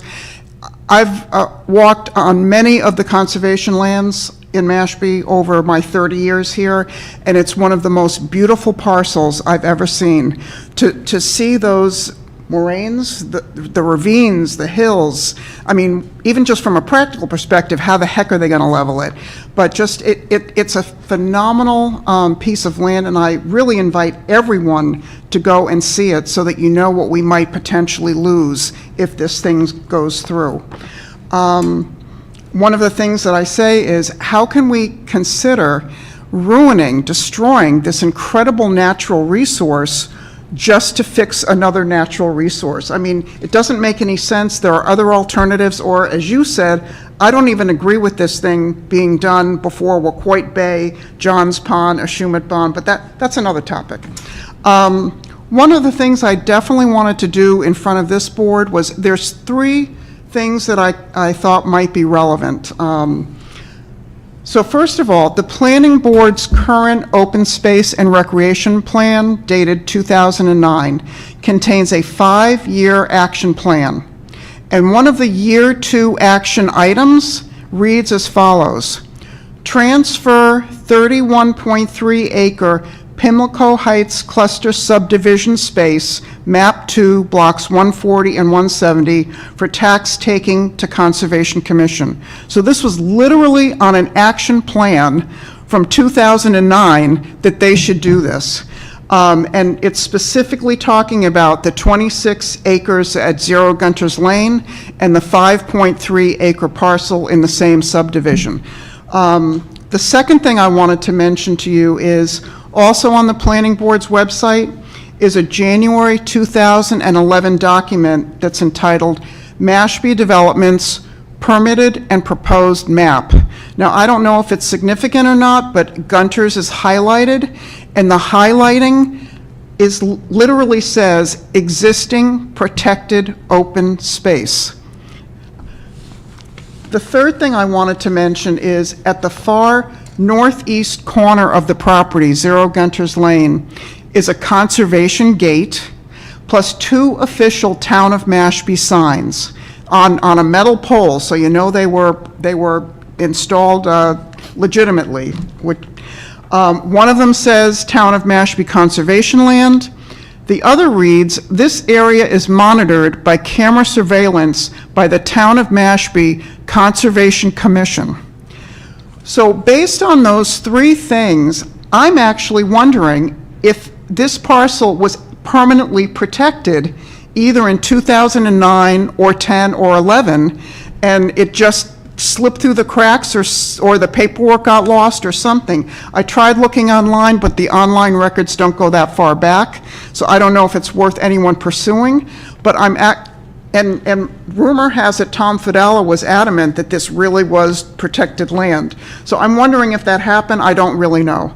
The other thing I do want to mention is there is a map that is on the Mashpee website, and I can let people know what it is, that this area is defined as pre-contact, moderately culturally sensitive. That whole strip. So I'm not sure whether the tribe has been involved in these conversations or the Historical Commission, but at some point, given that designation, they should be weighing in way early before this thing is finalized. So I am going to wrap it up. So in summary, my own opinion is, even if no records going back that far can be found to validate that this property is permanently protected, I feel it's wrong to take this subdivision's deeded open space. It's unbelievably beautiful, not only forest, but wildlife habitat. And there are other alternatives, or put it in phase 4 or 5 or 6. But if they feel that they have to do it right now, there are other alternatives, rather than destroying this incredible piece of land. And clearly, based on that 2009 open space report, the town clearly intended to protect 0 Gunter's Lane. So if somehow that slipped through the cracks, we should do the right thing and do it now. Thank you very much. Can I ask a question, Mary? Is the Conservation Commission informed of all this? I haven't been contacted by them, nor have I contacted them. Oh, okay. And that starts at 6 o'clock.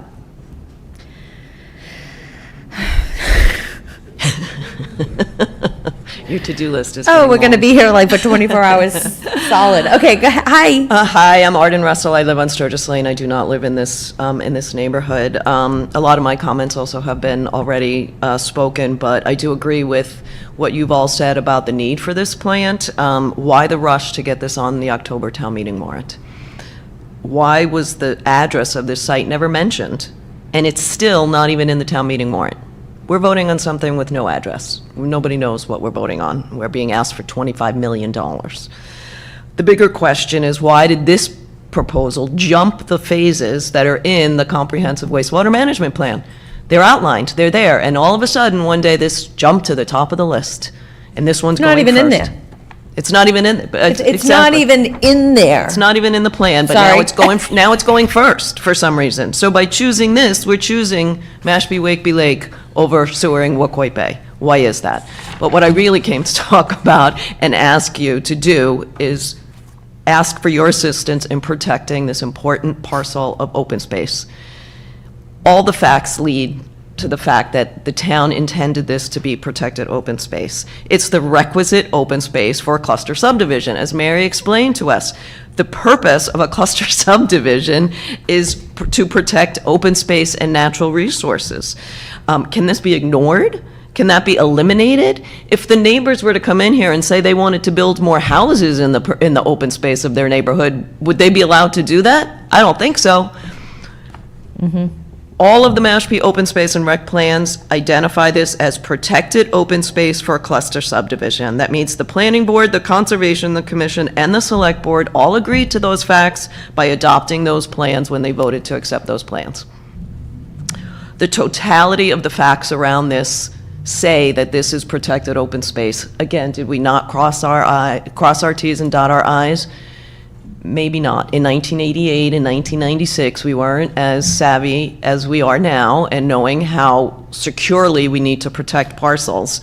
But the intention clearly is and was for this to be open space. Citing a sewage treatment plant on land that has been functioning and identified as open space for 37 years at 0 gunters is unacceptable, and it undermines the very purpose of conserving land for open space. Using it for municipal infrastructure is a violation of the public trust. The open space plan identifies 18 other parcels that are listed as cluster or condo open space. Are all these neighborhoods now at risk because their protection wasn't properly documented? I'm asking you as the planning board who understands cluster subdivisions to please research this further. I know town council is researching it, but the totality of the evidence leads us to know that this is intended to be protected open space. Thank you.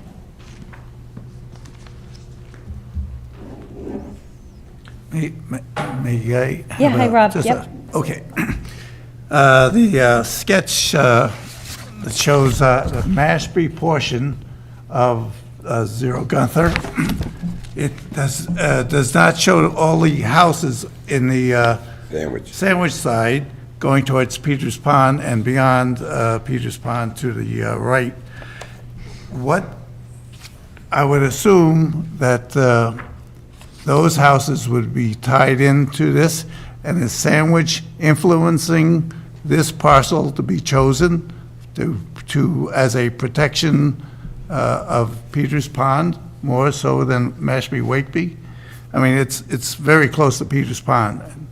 And I look at Peters Pond, it's beautiful. The water looks pristine. Might not be, but, you know, testing-wise, but look pretty good to me. Yeah. I'd swim in it. Yeah, this isn't in color. Why this area is not in color, so I can't answer that question. Yeah. It's in, here's the proposed service area. Is that the one you were looking at? Yeah, right. So where the line goes horizontally across, there are plenty of houses on the other side continuing on that road that's between Peters Pond and, Are you asking if additional houses are gonna get hooked up to this? yeah, Okay. and is Sandwich influencing the choice of this area to tie in their houses? So Mr. Schofield might have an answer to that. I don't know. He's approaching the mic. Lynn, is it okay if he? No, please. So pick up the mic if you want to keep standing or sit right down next to Lynn. So per Jared, this facility would handle 30,000 gallons per day from the Mashpee side and 30,000 gallons per day from the Sandwich side. So it would be hooked up to both. And he said that Sandwich expressed interest in hooking up to this facility.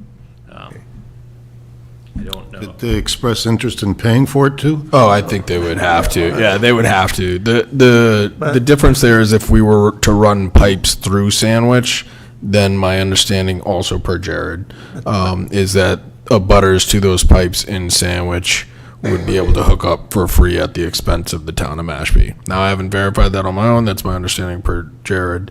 But if Sandwich was to hook, if Mashpee were to put a treatment plant in there and Sandwich were to hook up to it, there would definitely need to be some sort of an IMA with the costs associated with What's it. an IMA? Intermunicipal agreement. Thank you. Hi. Lynn Barbie, and I don't live up there. I live on Surf Drive. I was up there recently, and it did occur to me that as some of the folks here have expressed the problem of putting a wastewater system in their backyard, there's houses on the Sandwich side, it's also their backyard. So we should be clear that they probably are expecting to be living with that beautiful open space in their backyard, and there are quite a few houses there. I drove past it recently. So, but what I really want to say is I swim in Mashpee Wakeby Pond. I mostly swim on the Mashpee side, but I swim there, and I love that pond. But I used to swim in Wacoit Bay. And I wouldn't put my toes in there now. Literally, years ago, I would go down there with my little nephews, and we would go into the bay and enjoy it and look for fishes and all of that. We really need to focus on the Wacoit Bay because nobody can swim ever there right now, at least in the areas that are right near the edge of Mashpee. So I really want to see that to become back being a priority. And the Citizens to Protect Wacoit Bay is meeting next Tuesday at the Wacoit Congregational Church, if anyone's interested. Thank you. That's awesome. In the evening? Yes, I think 5:30, 6 o'clock, something like that. Okay. I actually had a question to perhaps anybody on this board who may be more informed about the particularities of the issue or somebody from the audience. And I do want to qualify this with saying that I candidly did not watch the last select board meeting. So if it was covered there, apologies in advance. But I know that they took a vote on this, but how is this moved as a priority above the phases? I wanted to get a little bit more details on that because my understanding from conversations with Jared is it's a potential alternative. It's not necessarily a done deal yet, and that it is not one of the next three phases. So either I'm misinformed or I misheard. Right, so there's hundreds and hundreds of pages of, and I know you're very busy, you're the town planner, right? Mm-hmm. And I'm very busy, and I put my public trust that we had a wastewater management plan, there's a needs assessment plan online, there's a wastewater management plan, it was approved in 2015 by the state. I put my trust in another town board to follow that plan. Why it's changed, I don't, Irene can come Okay. up, but, something like that, when we modified the plan for our new phase 2, there was tons of outreach. This room, we had to put every single chair out on this room. It was full, and there was standing room only. And we had, remember, the 7 different scenarios. And that only changed the order of the phases. It didn't change where those phases are. To change where the phases are, you would think that you would need a public hearing on that.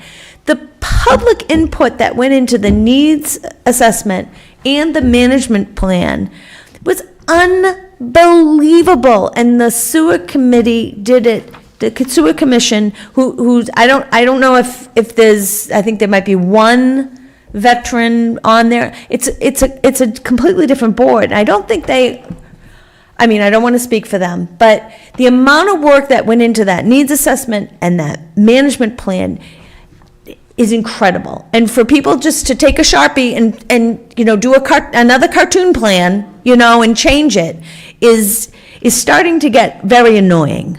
Can I just make And, a quick comment? and so I don't know why that happened.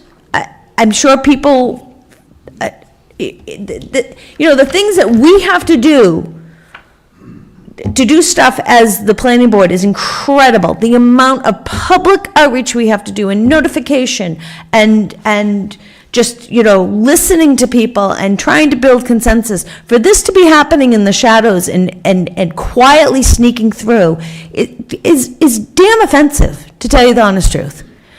And,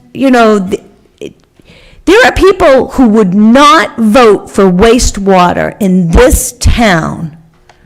And there are people that are speaking here tonight that sit on this board that went out and changed the minds of Mashpee to support wastewater. We had a 7-year delay to start this project, and a 40% increase in costs because we had to go through COVID.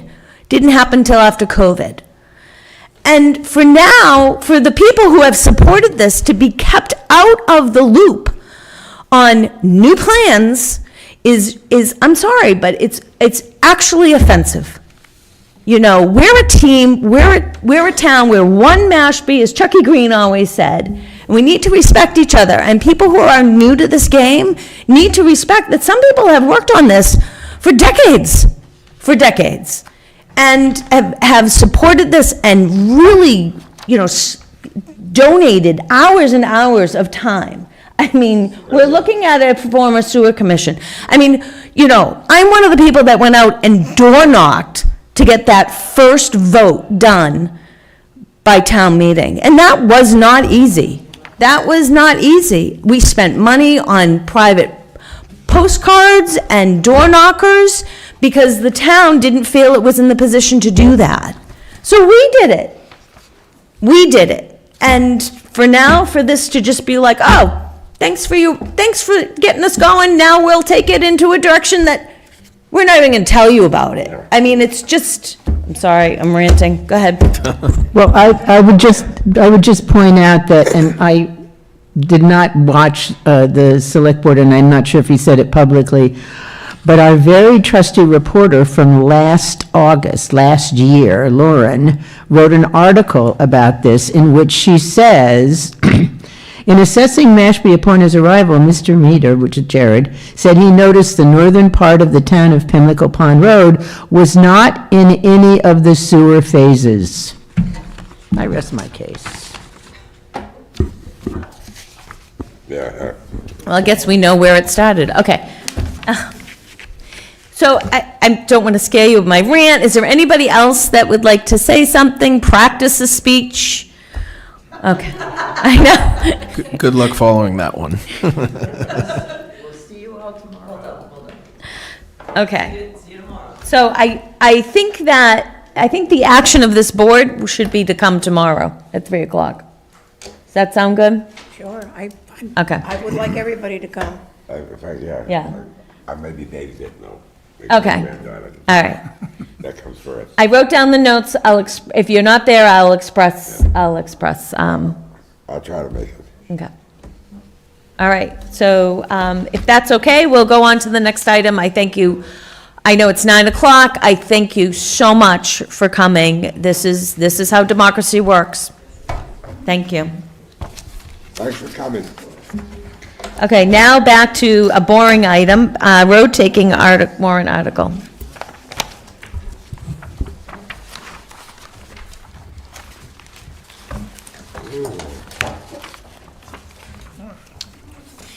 I'm gonna look to the town planner to bring us through this. So this is on the warrant? Yeah, it's a warrant article that is either that's rather been initiated by the select board, and it's just to take those roads. Town planner, Yep. if I may. Yes, Chair? please. All I'd like to know before you give your take on this. Sure. When I look at this map here, I Map or only plan? see a 1, 2, 3, 4 houses, because where it says no taking, that means that's not part of it. Correct? Sorry. No taking, no taking, no taking. No taking. Sorry, excuse me. Area of taking. Area of taking. Area of taking. Area of taking. No taking. So I'm only getting like 4 properties, 4 lots. To see if the town will vote to accept the layouts as public ways of Godfrey Road and Barrowby Circle. Barbary. And to authorize the select board to acquire by gift, purchase, or eminent domain. So perhaps I could just continue with a Yep. bit of context first. Thank you. So this is a warrant article that's initiated from the select board. It's put in front of us as a courtesy for the planning board, but the procedure is for the select board to bring it to the town meeting to take it before it becomes a public way. So it's not a petitioned article? It's not petitioned, okay. No, I don't believe it's, yeah. Okay. So it's more in front of us as a courtesy than anything else, just for informational purposes. It's not something that we're voting on. Okay, because it's different than a petitioned. This is a road taking petition.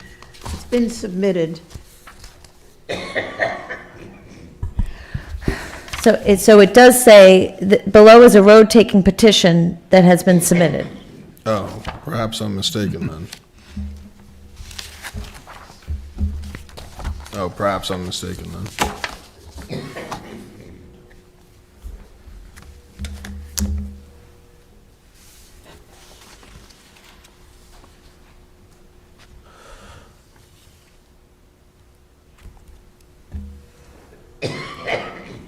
So what, I'm sorry, what then do you think the procedural step is, Mary? Because my understanding is this is a purely select board petition, so. No, I think that we review them. Yeah. And don't we, They recommend, or- don't we make a recommendation? And not make a. You don't have the As, ultimate vote. as we a formal recommend. vote? Yeah, We have and a vote. usually we give it to our board engineer to look at. I don't know what fund that comes out of. Okay, then we should table this then. Do we have time? So, yeah, we have time. We have plenty Before of time. town meeting? Absolutely. Yeah. Yeah. So we should table this then. We have, Yeah, my understanding, I think I may have been a tad misinformed about right, the significance of this, so, Table for next meeting, right? yes, Yeah, and there and is. I'll have Ed take a look at it. There is a procedure that we voted on and sent to the Director of Department of Public Works. And whether we've been better at following it some years than others, because sometimes what happens is we run out of time. But it should be in the electronic files of the planning department. Remember Charlie wrote up because so much we would, and you know, Ed Pesci might have it. He might have the steps, because he's been involved in a few of these. The steps for what, the road So, conversion? what we wanted to do with a road taking, right, because they would come to us, and we'd have to make a recommendation, and I think I think it's code. I don't think it's bylaw, I think it's code. I mean, because I have procedure of And- road conversion here, and it actually doesn't mention the planning board at all, but this may be for a different process. And so what happened was, remember Charlie Rowley? He always liked to comment on them, because his big thing was drainage, right? Sure. Because he felt that having proper drainage in the town protected our water, and he was right. He's since retired, but we did vote on a procedure, and we don't have control over DPW, but we did send it to them. Sure. So there is kind of like, and that's why we might have received that so early, was so that our No, 100%. our We'll- engineer would have time to look at it. 100%. Okay. We'll get Ed to take a look at it. It's just the process that I was familiar with, or what I looked into, did not mention an actual formal vote of our board. But think that But I there's a can look, type of maybe- road maybe taking that there's- we do actually report to town meeting on. But could I still ask the question, because it's, ever since I looked at this, it's been bothering me. This is a 400 and, what's the amount here? $447,000 charge to the people who are part of this this street area. But I only see taking 4 units, because all these other lots Karen, what I are no think that taking. is, they're not gonna take any of their land for the road layout. Okay, so these people are all gonna- part yeah, it's of just that this the road layout's conversion. already there. Okay. 'Cause I'm thinking, with 4 people divided by 440,000. Yeah, Okay, got it. Oh, see, so when it says no taking, Right here. right. No taking. Then No I See, taking. here's the area of taking. You see this, Some. this rectangle here? Yep. See how it says drainage easement? Yep. That's because I believe in this taking, in this plan, this square of, that must be this lot, of like it, yeah. 588 square feet, is, the town is actually gonna take Take that, but here. Here. There is no taking. Right.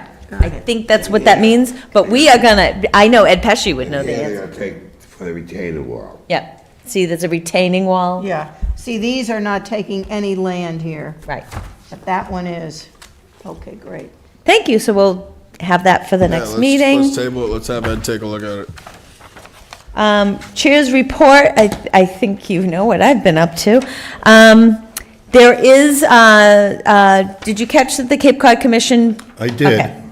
All right, so we'll leave that announcement for you. But I was thinking, do you guys want to cancel the August 20th meeting? Or do you think we should meet? Gonna be careful, don't mean it all. What is Wait till August 20th? September. Yeah, our next meeting would be the first Wednesday in September. Yeah, Do you think we should meet, or? well, I think on We the just have a agenda. longer meeting in September. There's no public hearings in queue for then, so Definitely. The things, right, the things that we could do Out of is, at Mike's house. I think that if we need to meet about Gunter's Lane, we could have a special meeting. Does that sound good? Sounds good. The other thing, it would be to, review the local comprehensive plan, the regional policy plan, but I think we can do that on our own for the Cape Cod Commission. Sounds good to me. So what are you saying? Have If the we meeting all or show up, Not have the meeting. not have? Okay. if we all show up tomorrow at 3, are you gonna say, time out, we gotta convene? I've already asked the town to post a meeting at that time, and I will find out why they did not do that.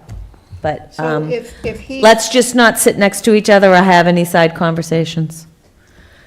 So, What can I do? wait, if we're not on the agenda, then in theory, we will have a quorum if everybody shows. We could if we discuss and deliberate, so let's just not sit next to each other at the meeting. I mean, I've done my best.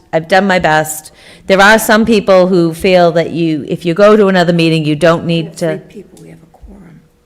Yeah. So I'm not sitting next to you tomorrow. Okay, and I'm not sitting next to you, Yeah. Mike. It's not Get that the I hint. don't like you guys. I'll see, we'll have Lynn sitting between us. I'm gonna wear a disguise. I put a mustache, a wig. do the glasses with the funny nose. All right, so I'd entertain a motion to cancel the August 20th meeting. So be. Second. All in favor, say aye. Aye. Okay, and then remember, September, we start at I 6:30. was just gonna say that. Oh, I took away your thunder, sorry. All right, anything from the town planner? Yeah, actually, I did have a few quick updates, but given Super busy guy. our rigorous our rigorous discussions here. Let me see what I did with them. Here we are. Okay. I'll just touch on a few of them. I think Ed actually already mentioned Island Pickle is framed, and it's been fully framed as of 8/1. That's exciting news. They're moving along. I think they're planning on having either a hard launch or a soft launch in November. Just for everybody's information, comments for the harbor plan have been extended, so the deadline for them has been extended, so you now have until this Friday, which is August 8th, 2025, to get in any comments that you have on the harbor plan, the harbor management plan. Yep. I sent in some comments to them. Are they going to publish all public comments? I'm not sure if they're publishing them all. I can check with Bobby. Did you email them to Bobby, or who'd you send them to? Beats me. Okay. What kind of comments did you make? Well, with all the waterways, ponds issues that we have, and I've seen for a fact, not recently in this year or whatever, but a couple of years back, large cruising boats would be rolled into Mashpee Wakeby Pond, run around, and to clean out the salt water and debris, and then they haul them right out. They're not there for pleasure. They're there to clean their boats and their engines. Holy smokes. And a lot do it, because I was sitting there, it was one after another coming in. You are aware of it. Yeah. And I commented, I said, there should be and I propose a sticker or something like that that says, freshwater use, permit to use it on fresh water. I mean, you get a mass sticker, you could use it anywhere. And the mass sticker just says you're paying taxes on your boat, basically. But going from saltwater to freshwater, to clean, or to go from one state to another state's pond, they always say you have to go through a cleaning process before you don't want to transfer, algae and stuff. But they do it on a regular basis, flushing their boats and engines in Mashpee Wakeby. It's a nice boat ramp, and they could get big boats in there. That leads to like invasives and other like algal problems in freshwater ponds. But a way you can solve that is, you can have flushing stations at the bays. So when boats come out, you can flush your engine. Okay. It's just flushing your engine, getting the salt water out. Okay. Getting some fresh water through. But it's also the stuff on the outside of the That's like the hull. side effect of it, yeah. Right. I mean, they're not scrubbing down boats as they come out of the ocean before they go into the pond. Right. I think there should be a timeout on that. But I got the harbor management plan wouldn't necessarily address what happens at the ponds, but how you would address that would be to put pumping the cleaning stations at The saltwater ramps. at like Okay. Aquay Bay. And signage. It's of course, plenty of Okay. public I mean, education. big signage. Yeah.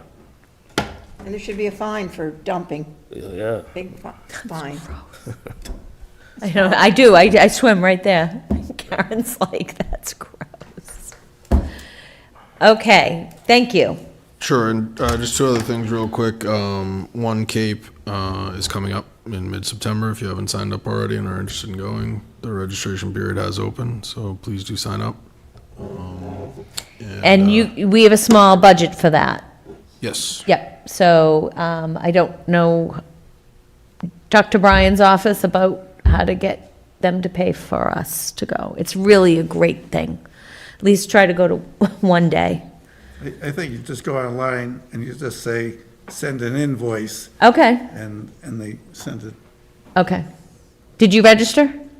I'll be out of the country. Oh, okay. It's really I learned so much last year about, I never expected it. Highly recommend it to all board members and planners. Yeah. And minute takers, Recording secretaries. recording secretaries. I know, that would be so much fun. All right, anything else? Nope. Board member reports, Cape Cod Commission. Well, I was really getting opinions mostly from people on, the regional policy plan or their concerns. A lot of them talked about affordable housing availability. The new bridge was a concern because there was no plan for a bike or a pedestrian path, and apparently that's supposed to be by law. But that was just brought up in the meeting. And, open spaces and water quality obviously were concerns for them, and they're proceeding with gathering information from the public, and we'll finalize the plan sometime down the line. And so I think that they, in their agenda, I don't know if they had that meeting or not, they were going to extend it another 30 days Yeah. for public comment. Yeah. Yeah, it should be in the correspondence section. So I don't know if that's happened or not. Anyways, continue on. I'm good. Okay. Charter Review Committee met this Monday, and I was a little surprised. It was very, very close. They almost dissolved the committee, and we're not done with our work. So I was a little surprised. So I fought to keep it open. I think there's more stuff in the survey that we did that we didn't get to. So our next meeting is the 18th, if that's the Monday, at 6 o'clock. So if you had any comments that you put into the charter review that you don't feel have been addressed, come on the 18th for public comment. Because we didn't even get to whether boards should be still elected or appointed. Yeah, that's super important to talk about. And I'm trying to think, we had a clan mother come, and forgive me, I only know her first name is Shirley, but remember, the clan mother came and spoke about having, representation from tribal citizens on all of our boards and committees. So that really didn't get hashed out. Trying to think what some of the other I felt that it was important to keep going. Also, our new member, Brian Whedon, had a conflict and couldn't be there. So I felt really bad that the committee might have almost been canceled and our newest member wasn't even there. So anyways, on the 18th if you have any pressing comments, we had a gentleman that came about all sorts of stuff for the Planning and Construction Committee to restructure that. That we haven't even gotten to. So, but we do have 2 articles, and I'm sorry I don't have them. I'll email them through Brian. We do have 2 articles that we sent to the Select Board for inclusion on the October town meeting warrant and hopefully the ballot in May. And that is to introduce a proclamation to the charter, weaving in the history, the unique history with the Wampanoag tribe to this town, making it mandatory that our agendas are on the website, and introducing more inclusive language, because we changed the name of our top executive board to select board, and so we have to change that in the charter. So anyways, that's charter review. Community Preservation Committee, I think we meet next week. Yeah, 2 weeks. We meet in 2 weeks. So, otherwise no report. Design review.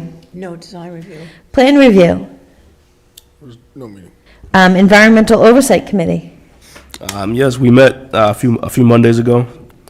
We're just, chugging along. We provided updates on a few of the restoration projects going on in Mashpee, the Mashpee River, the Quashnet and Red Brook River projects that are co-projects with the town and tribe.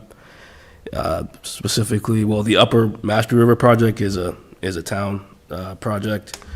All these projects are underway, making good progress. Also, the Santuit Pond boat ramp improvements. Yes. That's making progress. The retaining wall, the beautification of the ramp itself. Plans are plans are in place. The retaining wall is being turned into a mural. It's being done by indigenous artists. That's in progress. And what else? And we recap the Chapter 40B projects going on in the Commons.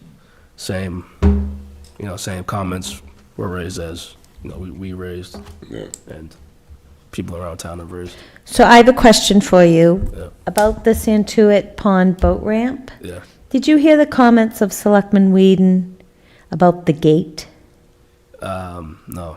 Okay, so it was a very quiet comment that he did not like gates. And he didn't like a gate in that area, and Ms. Fisher was gonna look into security cameras instead.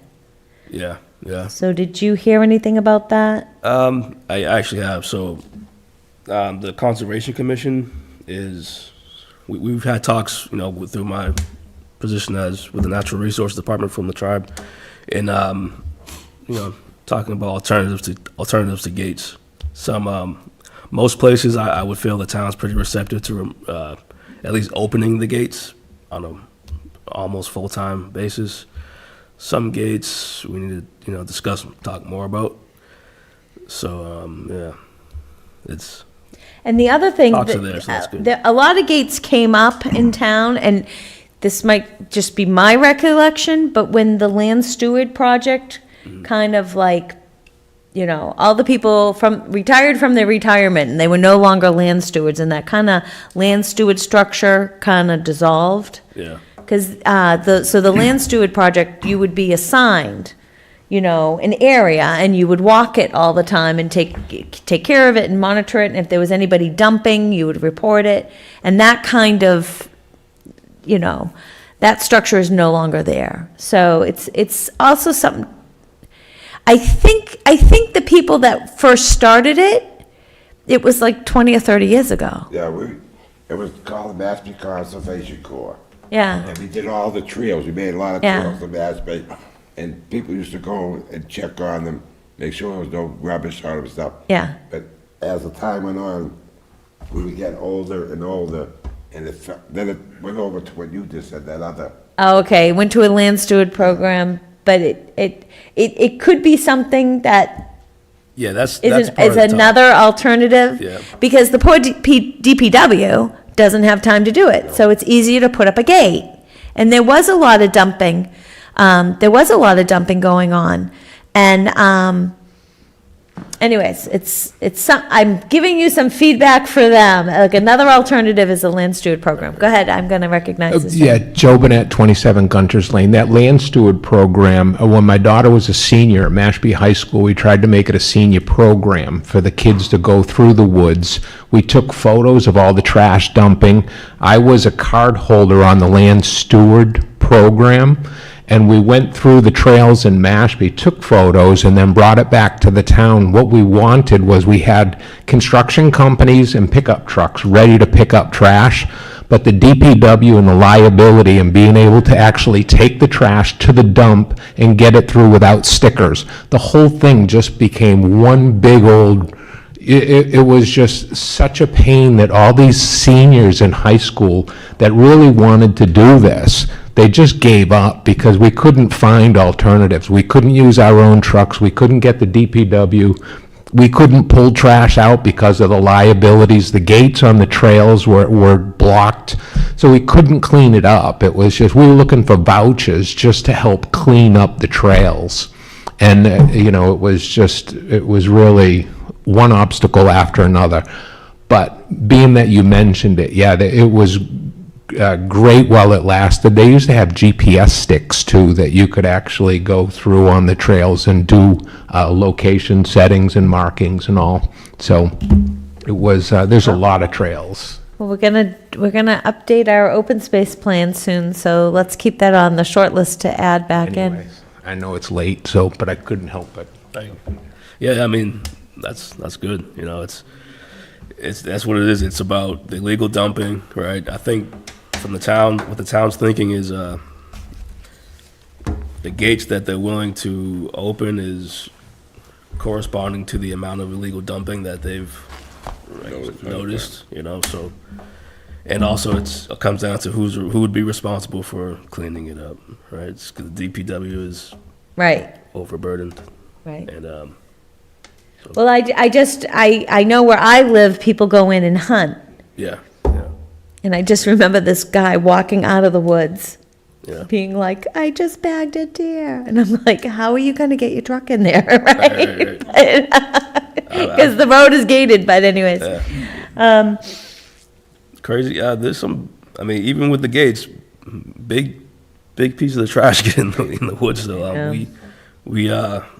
we do kind of patrols in our department, and, you'd be surprised, Sometimes they just go around. Yeah, I seen them, they cut a tree down. Yeah. To get by the Yeah, gate. they roll the rocks Yeah. out, like it'll be in the middle of my road. I'm like, what the heck? Like, they'll Yeah. push And them. that was our department's issue, was Yeah. getting, a sticker for the dump.